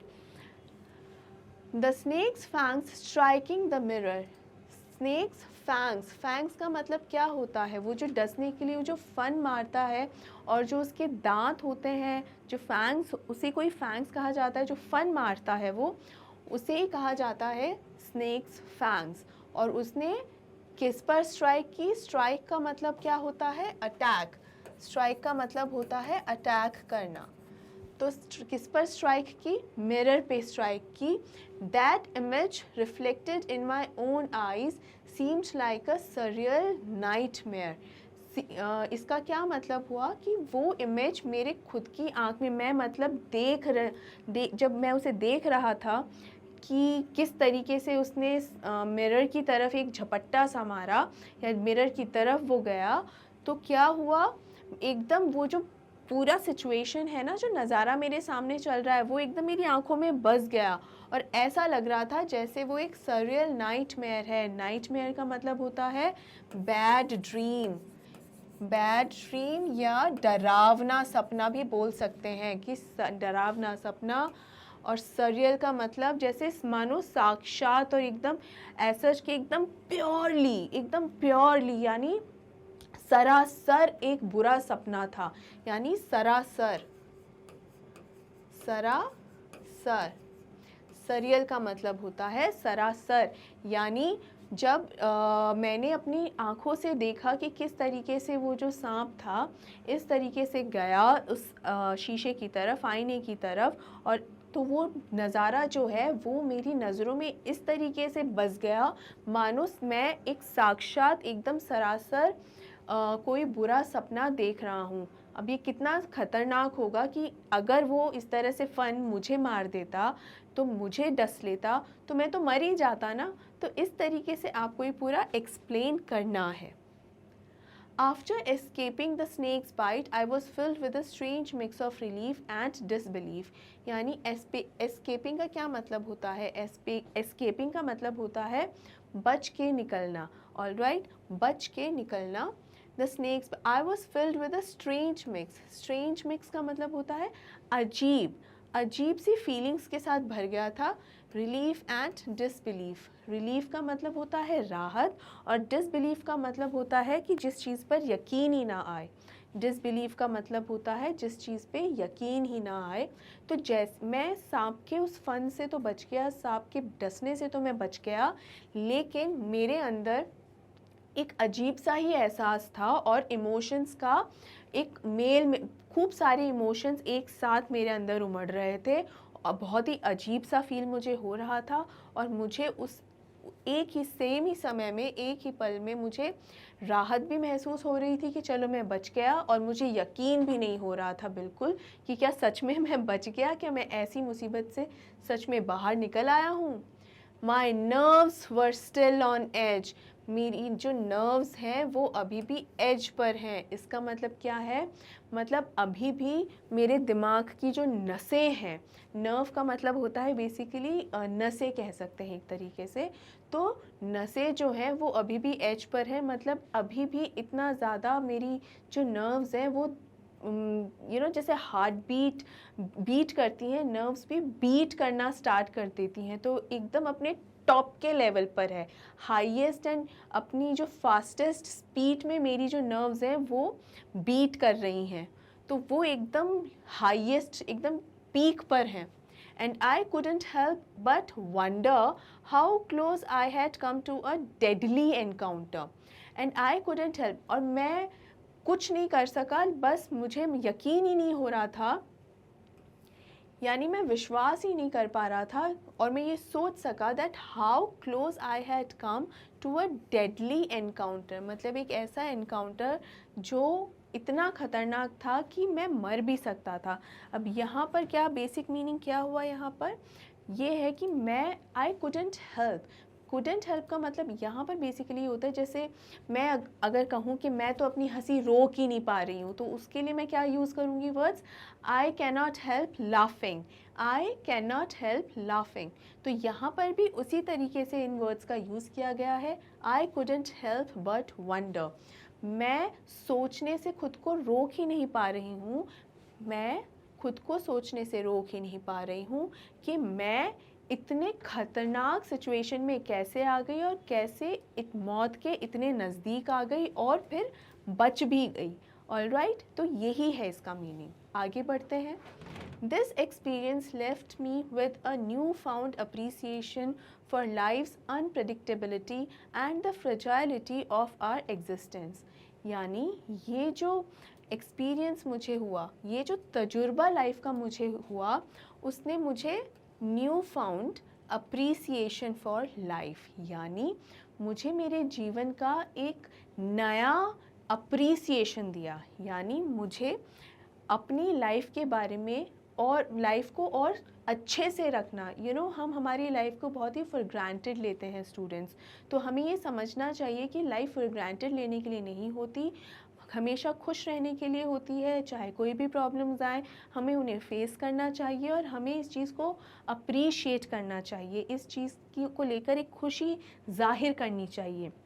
तो अचानक से इसी खुशी का एक एहसास मुझे हुआ इस तजुर्बे से लेके कि लाइफ बिल्कुल अनप्रेडिक्टेबल है, यानी लाइफ का कोई भरोसा नहीं है, उसमें कुछ भी हो सकता है. And it is very fragile मतलब बहुत ही सेंसिटिव और नाजुक.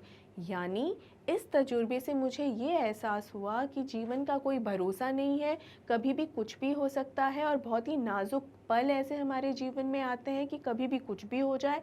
इसलिए हमें हमारे जीवन को फॉर ग्रांटेड नहीं लेना चाहिए, हमेशा उसे अप्रिशिएट करना चाहिए और हमेशा इस चीज़ की खुशी भी मनानी चाहिए कि हमें एक लाइफ मिली है, एक जीवन मिला है. ओके, ये सब लिखने के बाद आप कैजुअली लिख सकते हैं that's all for the day, मतलब आज का दिन में जो हुआ वो यही सब था. और लास्ट में ये XYZ नेम का मतलब है आप यहाँ सिर्फ अपना नाम लिखेंगे. लेट्स से अगर आपका नाम है प्रिशा सिंह, तो यहाँ पर आप NAME ये वर्ड ना लिख के सीधा लिखेंगे प्रिशा सिंह, प्रिशा सिंह. आई होप स्टूडेंट्स ये आपको अच्छे से समझ में आ गया होगा. अगेन मैं कह रही हूँ NAME ये वर्ड जो है आपको नहीं लिखना है. Keep these things in mind. Alright, I hope आपको ये अच्छे से डायरी समझ में आई होगी. ऑलराइट, अब बढ़ते हैं अपने अगले क्वेश्चन की तरफ. Describe in detail the doctor's feelings when he saw the snake coiled around his arm. यानी जब सांप जो है डॉक्टर की बाजू से लिपट गया था, तो डॉक्टर के दिमाग में क्या चल रहा था और उन्हें क्या क्या फीलिंग्स उस वक्त हो रही थी. देखिए, जो एक फीलिंग जो उन्हें हो ही रही थी वो तो यही थी कि अब वो बचने वाले तो हैं नहीं, अब तो ये डेफिनेट है, पक्का है कि उनकी डेथ जो है निश्चित हो चुकी है. ऑलराइट, लेकिन इसके साथ साथ और भी ढेरों सारे ख्यालात थे जो बार बार उनके दिमाग में आ रहे थे और उनकी इमेजिनेशन में उस वक्त थे. और वो क्या क्या ख्यालात थे? सबसे पहला ख्याल तो यही था कि मेरे सामने मेरी मौत खड़ी है. उसके बाद ये था कि अगर इस सांप ने मुझे डस लिया तो मैं क्या करूँगा. क्या मेरे पास मेडिसिन हैं? अब ये डॉक्टर जो है तो डॉक्टर है, तो डॉक्टर के हिसाब से तो सोचेगा ना कि कौन कौन सी मेडिसिन है मेरे पास, मैं उनको किस तरीके से यूज़ करूं ताकि मैं इस सांप के जहर से बच पाऊं।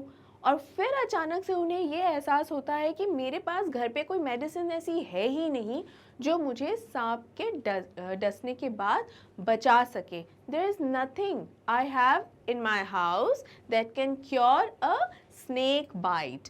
तो ये सब उनके दिमाग में चल रहा था। अब देख लेते हैं इसका एक रिटन एक्सप्लेनेशन कि किस तरह उन्होंने अपनी सभी फीलिंग्स को बताया है और एक्सप्लेन किया है और क्या क्या उनके दिमाग में इस वक्त चल रहा था। The doctor was so engrossed in his daydreaming that he did not realize that a fat snake had wriggled over the back of the chair and landed on his shoulder and coiled around his left arm with its hood spread out. The doctor sat there without moving an inch. He was afraid lest the snake might strike.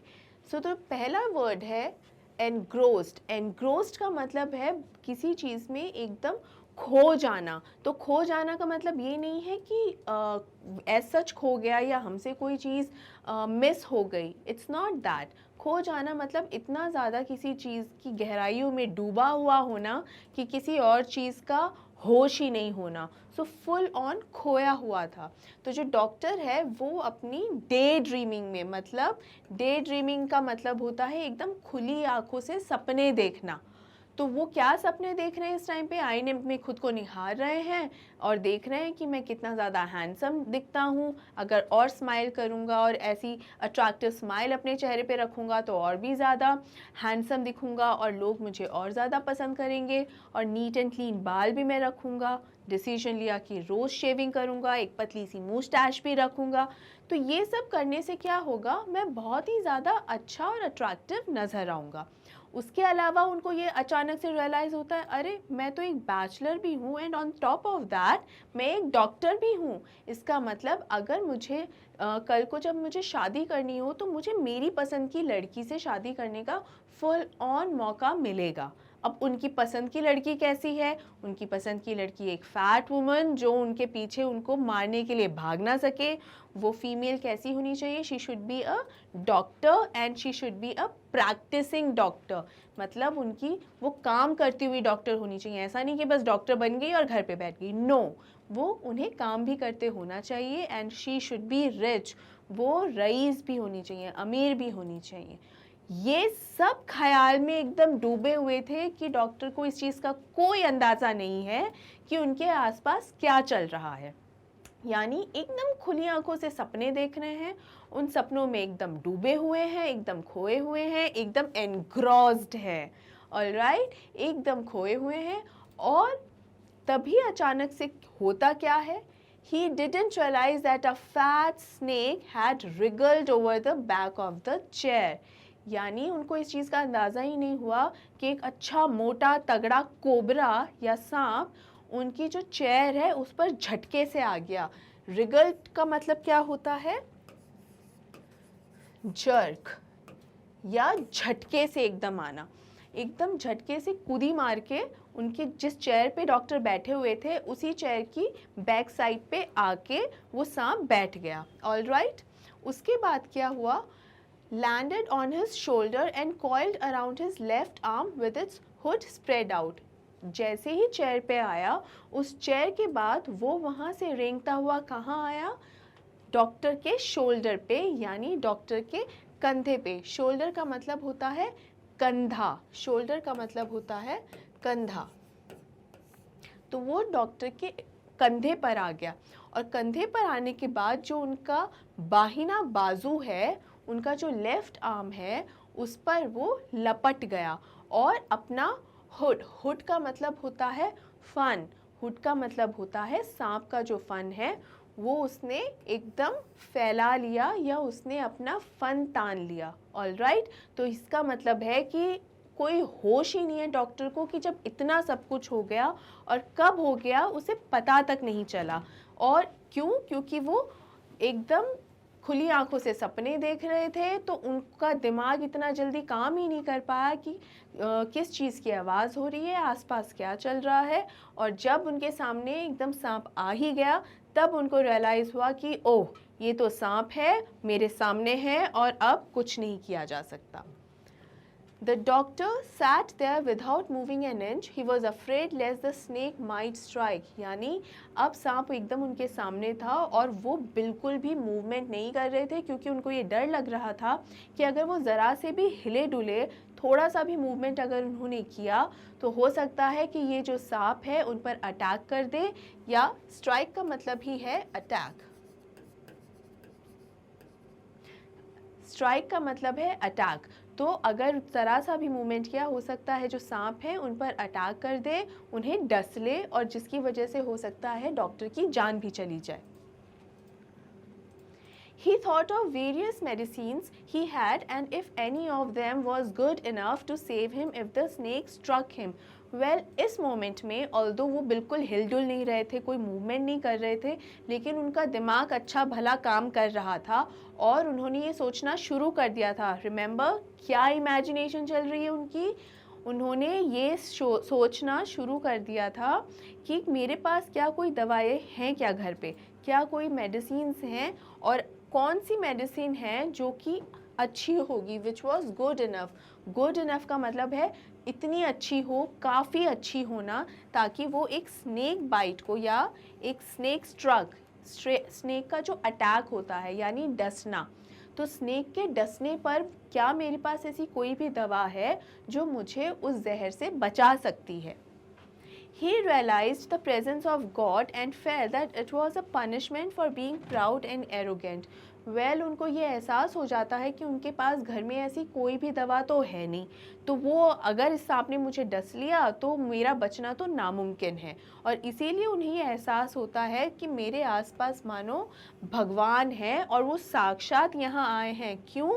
क्योंकि वो मुझे punishment देना चाहते हैं। Punishment मतलब सज़ा देना चाहते हैं कि मैं इतना ज़्यादा प्राउड और एरोगेंट था, वो मुझे इस चीज़ की सज़ा देना चाहते हैं कि मैं थोड़ी देर पहले अपने ऊपर इतना जो घमंड कर रहा था और जो डींगे मार रहा था, हो सकता है उस चीज़ की सज़ा देने के लिए साक्षात भगवान यहाँ आ गए, क्योंकि मुझे उनकी जो प्रेजेंस है, मौजूदगी है, उस वक्त महसूस हो रही थी, फील हो रही थी। फीलिंग्स ही हमें बतानी है ना इस वक्त डॉक्टर की।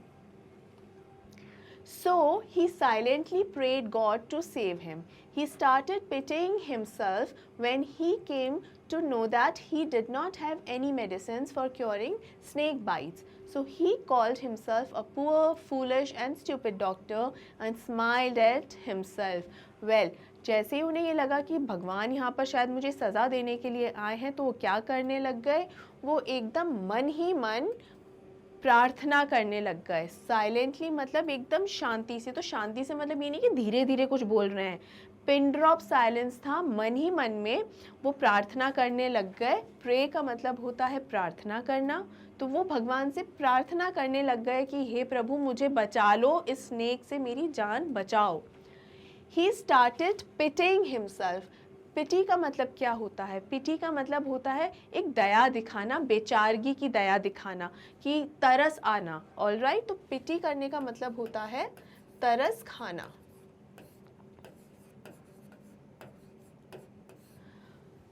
तो डॉक्टर को जो है इस वक्त खुद पर ही एक तरस आने लग गया कि मैं कैसी सिचुएशन में फंस गया हूँ। And when he came to know that he did not have any medicines for curing snake bite.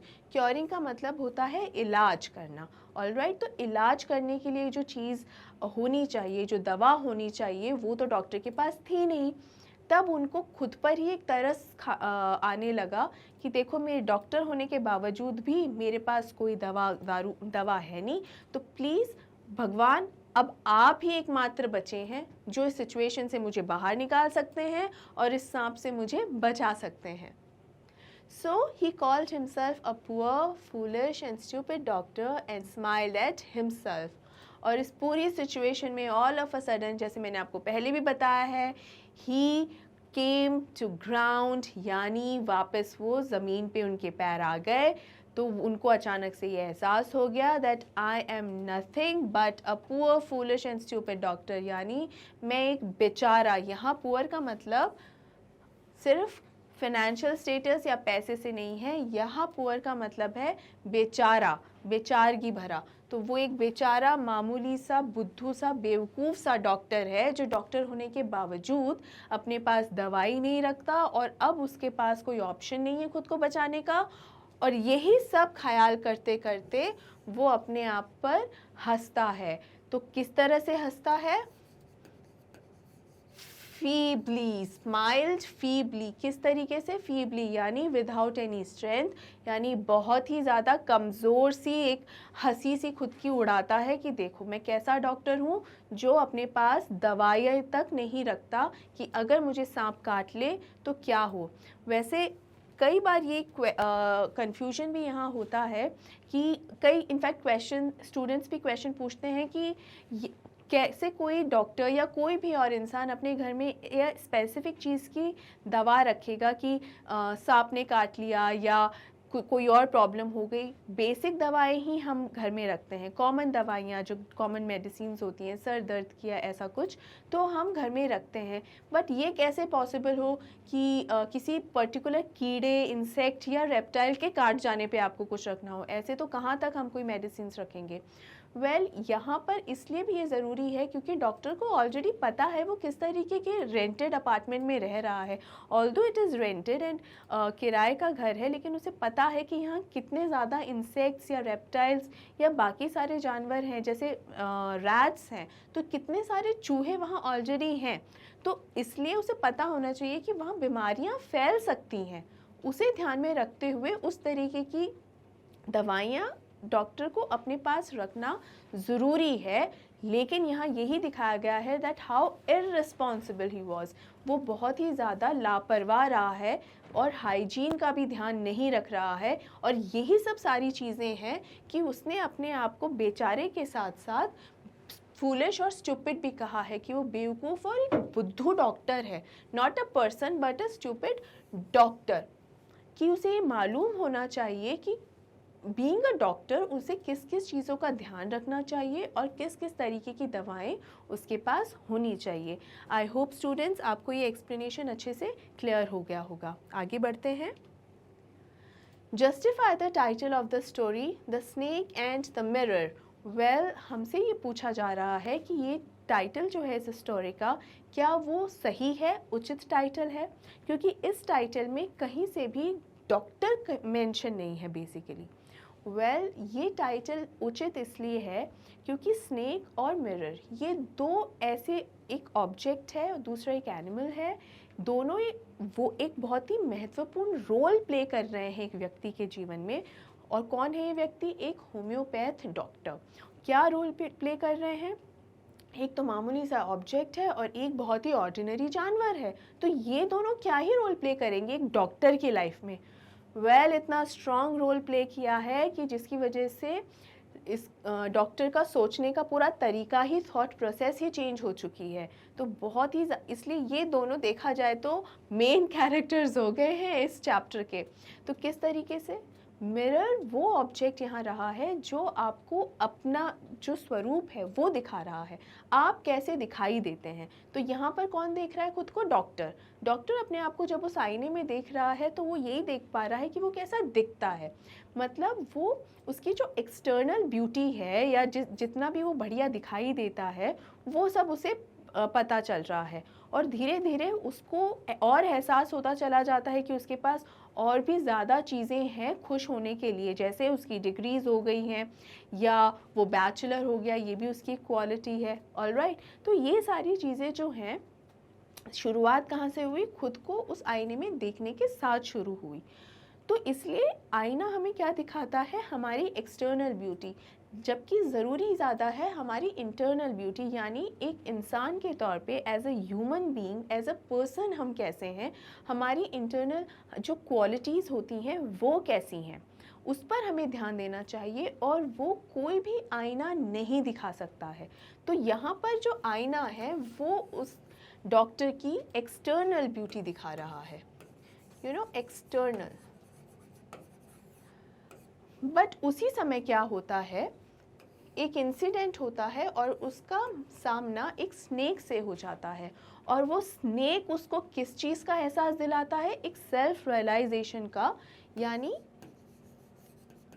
Self realisation. Self realisation उसे कराता है, यानी उसे एक एहसास दिलाता है कि ये सब जो एक्सटर्नल ब्यूटी है ना, ये सिर्फ बनावटी हैं, इसका वास्तविक जीवन से इतना ज़रूरी नहीं होती है वास्तविक जीवन में इन सब का होना। अगर कोई वास्तव में दिखने में बहुत अच्छा नहीं भी है तो क्या उसका गुण उसके कोई काम नहीं आएगा? जो स्नेक है उसे वो इस डॉक्टर को सेल्फ रियलाइज़ कराने में बहुत मदद करता है। जब वो सिचुएशन में है डॉक्टर, जहाँ उसे ये समझ में आ रहा है कि ये स्नेक मुझ पर हावी है, मैं इस स्नेक का कुछ नहीं कर सकता, लेकिन ये जो स्नेक है, ये जो सांप है, वो इस वक्त मेरे साथ कुछ भी कर सकता है, और मेरी जान भी जा सकती है। और ये जो मैं खूबसूरत दिख रहा हूँ इतना, जो मैं हैंडसम हूँ, और जो मेरी इतनी अट्रैक्टिव स्माइल है, और ये जो मैं डॉक्टर हूँ, और ये जो मैं बैचलर हूँ, वो सब एक ही बाइट में ख़त्म हो जाएगा। बस वो एक बार डसेगा और ये सब कुछ ख़त्म हो जाएगा, जिसके बारे में डॉक्टर सोच सोच के इतना ज़्यादा एरोगेंट फील कर रहा था। तो ये ध्यान देना बहुत ज़्यादा ज़रूरी है। और यही सब चीज़ों पर जैसे ही डॉक्टर को रियलाइज़ हुआ कि हाँ, वास्तव में तो यही सब हो रहा है, तब उसको रियलाइज़ हुआ कि ये जो एक्सटर्नल ब्यूटी है, ये उसके काम आने वाली है ही नहीं। आपको अपने आप को as a human being, as a person, आपको अपने आप को इम्प्रूव करना चाहिए, वो ज़्यादा ज़रूरी है, ताकि हम जहाँ अपने आप को एक हाई लेवल पे पहुँचा लेते हैं ना, कि हम इतने ज़्यादा बढ़िया हैं और हम इतने ज़्यादा हाईली क्वालिफाइड हैं, वहाँ हम आसमान की चोटी पर खुद को पहुँचा देते हैं, चने के झाड़ पे खुद को ही चढ़ा लेते हैं। तो कोई ऐसी सिचुएशन आने पर उस चढ़ने के झाड़ से जब वापस नीचे आते हैं तो बहुत ही ज़्यादा हर्ट फील होता है, नॉट फिज़िकली बट मेंटली। हमको तकलीफ़ होती है कि ये क्या हमने किया और ये क्या हमारे साथ हुआ। तो इसलिए जो स्नेक है और जो मिरर है, उन दोनों ने ही डॉक्टर को ये समझाने की कोशिश की है। एक ने एक्सटर्नल ब्यूटी दिखाई है और दूसरे ने एक सेल्फ रियलाइजेशन करवाया है। इसके अलावा उन्होंने इसका जो एक रिटन एक्सप्लेनेशन है वो भी देख लीजिए, जो आपको ये आंसर लिखने में, फ्रेम करने में काफ़ी हेल्प करने वाला है, और कौन कौन से और एडिशनल पॉइंट्स हैं जो आप इस लॉन्ग आंसर में लिख सकते हैं। चलिए देख लेते हैं। The story revolves around the narrator, the snake and the mirror. The narrator hears some familiar sounds, a dull thud and a snake land on his shoulder. The doctor is terrified and sits there like a stone. He suddenly feels the presence of the creator of the world and death lurking 4 inches away. यानी यही feel वो कर रहे हैं कि किस तरह से स्नेक आया और उनके सामने आ गया, कैसे सिर्फ 4 इंच की दूरी पे था, और उनको समझ में आया कि मौत उनसे सिर्फ 4 इंच की दूरी पर है। Before this encounter with the snake, the narrator was feeling so happy and content, seeing himself into the mirror. He was admiring his looks and attractive smile, and on top of it, he is a bachelor doctor. The moment he encountered the snake and realized there is no escape from the situation, all his arrogance vanished in a moment. Vanished का मतलब होता है एकदम साफ हो जाना, बिल्कुल गायब ही हो जाना। तो वो सब गायब हो गया, एक पल में, एक मोमेंट में सब गायब हो गया। तो यहाँ पर बेसिकली बता रहा है, ये स्नेक जब सामने आया तो स्नेक का सिचुएशन है, और ये बता रहे हैं कि मिरर में देख के उनका एरोगेंस कितना ज़्यादा हो गया था। And in these last 3 lines ये एक्सप्लेन किया गया है कि फिर से जब स्नेक ने किस तरह वापस से उनका सारा एरोगेंस जो है वो वैनिश कर दिया, एकदम ख़त्म कर दिया।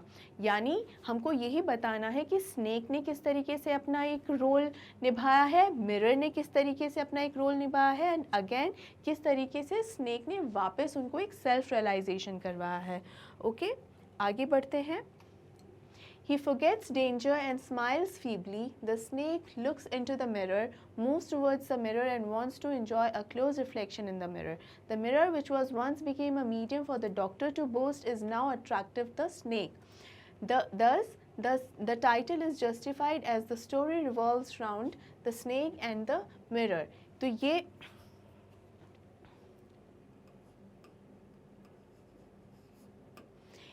became a medium for the doctor to boast is now attracting the snake. Thus the title is justified as the story revolves around the snake and the mirror. यानी यहाँ पे उनको सेल्फ रियलाइजेशन हो चुका है. You know, smiles feebly, यहाँ जो self realisation है वो आ चुका है डॉक्टर में, और अब उनको ये भी समझ में आ गया है कि किस सिचुएशन में वो हैं, और फिर स्नेक मिरर की तरफ चला जाता है और अपने आप को देखने लग जाता है, और वही सारी सिचुएशन वापस होने लग जाती है जो पहले डॉक्टर के साथ हो रही थी. तो डॉक्टर यहाँ ये अनुमान लगा रहे होते हैं कि जिस तरीके से पहले मैं अपने आप को देखकर अपनी ही सुंदरता की तारीफ़ कर रहा था और एटसेट्रा इसमें जोड़े जा रहा था सुंदरता के साथ, शायद इस वक्त ये स्नेक भी सेम यही कर रहा होगा. अपने आप को देखकर सोच रहा होगा कि क्या करना चाहिए मुझे कि मैं और भी ज़्यादा बेहतर दिखूं. और अब ये जो स्नेक है उसे ये मिरर जो है बहुत अट्रैक्टिव लग रहा है, यानी अपनी इंटरनल पावर जो है, यानी स्नेक के अंदर ये पावर है कि इतना हैंडसम स्मार्ट बैचलर डॉक्टर को एक सेकंड में ख़त्म कर सकता है. इतने सालों जो उसको लगे हैं डॉक्टर बनने में, और वो जो एक बैचलर डॉक्टर, यहाँ बैचलर हैंडसम डॉक्टर जो है वो बनने में जहाँ इतने सालों लगे हैं, अपने एक डंक में ख़त्म कर सकता है वो सांप. ये उसकी पावर है. तो स्नेक जो है अपनी इस पावर को भूल के कहाँ आकर्षित हो गया है, मिरर की तरफ, और अपनी एक्सटर्नल ब्यूटी पे ध्यान देने लगा है और अपना शिकार साइड में छोड़ गया. तो वैसे तो डॉक्टर के लिए तो ये बहुत फ़ायदा हुआ, बट यहाँ अगर दूसरे एंगल से देखा जाए तो स्नेक को भी अपनी पावर का यहाँ एहसास नहीं हो रहा है, और वो किस तरफ शिफ्ट हो गया है, मिरर की तरफ. Thus, the title is justified as the story revolves around the snake and the mirror. मतलब ये पूरा का पूरा ये जो डॉक्टर की लाइफ में जितनी भी उथल पुथल हुई है, जो भी उनको सेल्फ रियलाइजेशन हुआ है, या पहले वो जो बोस्ट कर रहे थे वो सब हुआ है, वो किसकी वजह से हुआ है, मिरर एंड स्नेक. और लास्ट में जो होता है स्नेक और मिरर का ही अपने आप में आमना सामना हो जाता है. So that is why the title of this chapter is very appropriate and it is very relevant. बहुत ही सही टाइटल है, और यही जस्टिफिकेशन है कि लास्ट में जो ये एंड होता है इस स्टोरी का, not the chapter but the story of the doctor, जो एंड होता है वो इसी चीज़ से होता है कि एंड इन द सेंस कि जो उनकी जो लाइफ बचती है, वो उस इंसिडेंट का जो एंड होता है वो इसी चीज़ पर होता है कि जो सांप है और जो स्नेक है वो अब आमने सामने हैं, और डॉक्टर जो हैं वो उस सिचुएशन से बाहर निकल जाते हैं. So that is why this title is very appropriate and relevant for this chapter. I hope students आपको ये सभी क्वेश्चंस, चाहे वो एक्सट्रैक्ट बेस्ड क्वेश्चंस हों, short type answer type questions हों, या लॉन्ग आंसर टाइप क्वेश्चंस हों, जितने भी हैं वो सभी अच्छे से समझ में आ गए होंगे. उनके साथ साथ मैंने जो आपको एक्सप्लेनेशन उनका दिया है वो भी आपको समझ में आ गया होगा. वो एक्सप्लेनेशन सिर्फ इसीलिए है क्योंकि अगर आपको ये सेम क्वेश्चंस भी एग्ज़ाम में ना आए और इनसे रिलेटेड मिलते जुलते या आसपास के क्वेश्चंस भी आएंगे, तो आपके लिए उन सभी क्वेश्चंस को आंसर करना बहुत ही ज़्यादा आसान हो जाएगा. और फिर भी अगर आपको किसी भी तरीके का कोई भी कन्फ्यूजन या कोई भी डाउट है तो आप कमेंट बॉक्स में कमेंट करके पूछ सकते हैं. और इसी के साथ हमारा ये वीडियो एंड होता है. और आखिर में मैं आपको ये बता दूं कि मैग्नेट ब्रेन्स आपके लिए लेकर आते हैं हाई क्वालिटी कंटेंट के साथ ये सभी टॉप कोर्सेज, वो भी एकदम free of cost. E books और ई नोट्स के लिए लिंक्स आपको डिस्क्रिप्शन बॉक्स में दिए गए हैं, आप विजिट कर सकते हैं. और वीडियोस की एक्सेस के लिए आप www.magnetbrains.com पर भी विजिट कर सकते हैं. आप हमें इंस्टाग्राम, टेलीग्राम, फेसबुक और ट्विटर पर भी फॉलो कर सकते हैं. अगर ये वीडियो पसंद आया हो तो इसे लाइक और शेयर ज़रूर कीजिए, और मैग्नेट ब्रेन्स हिंदी को सब्सक्राइब करना बिल्कुल मत भूलिए. Thank you so much.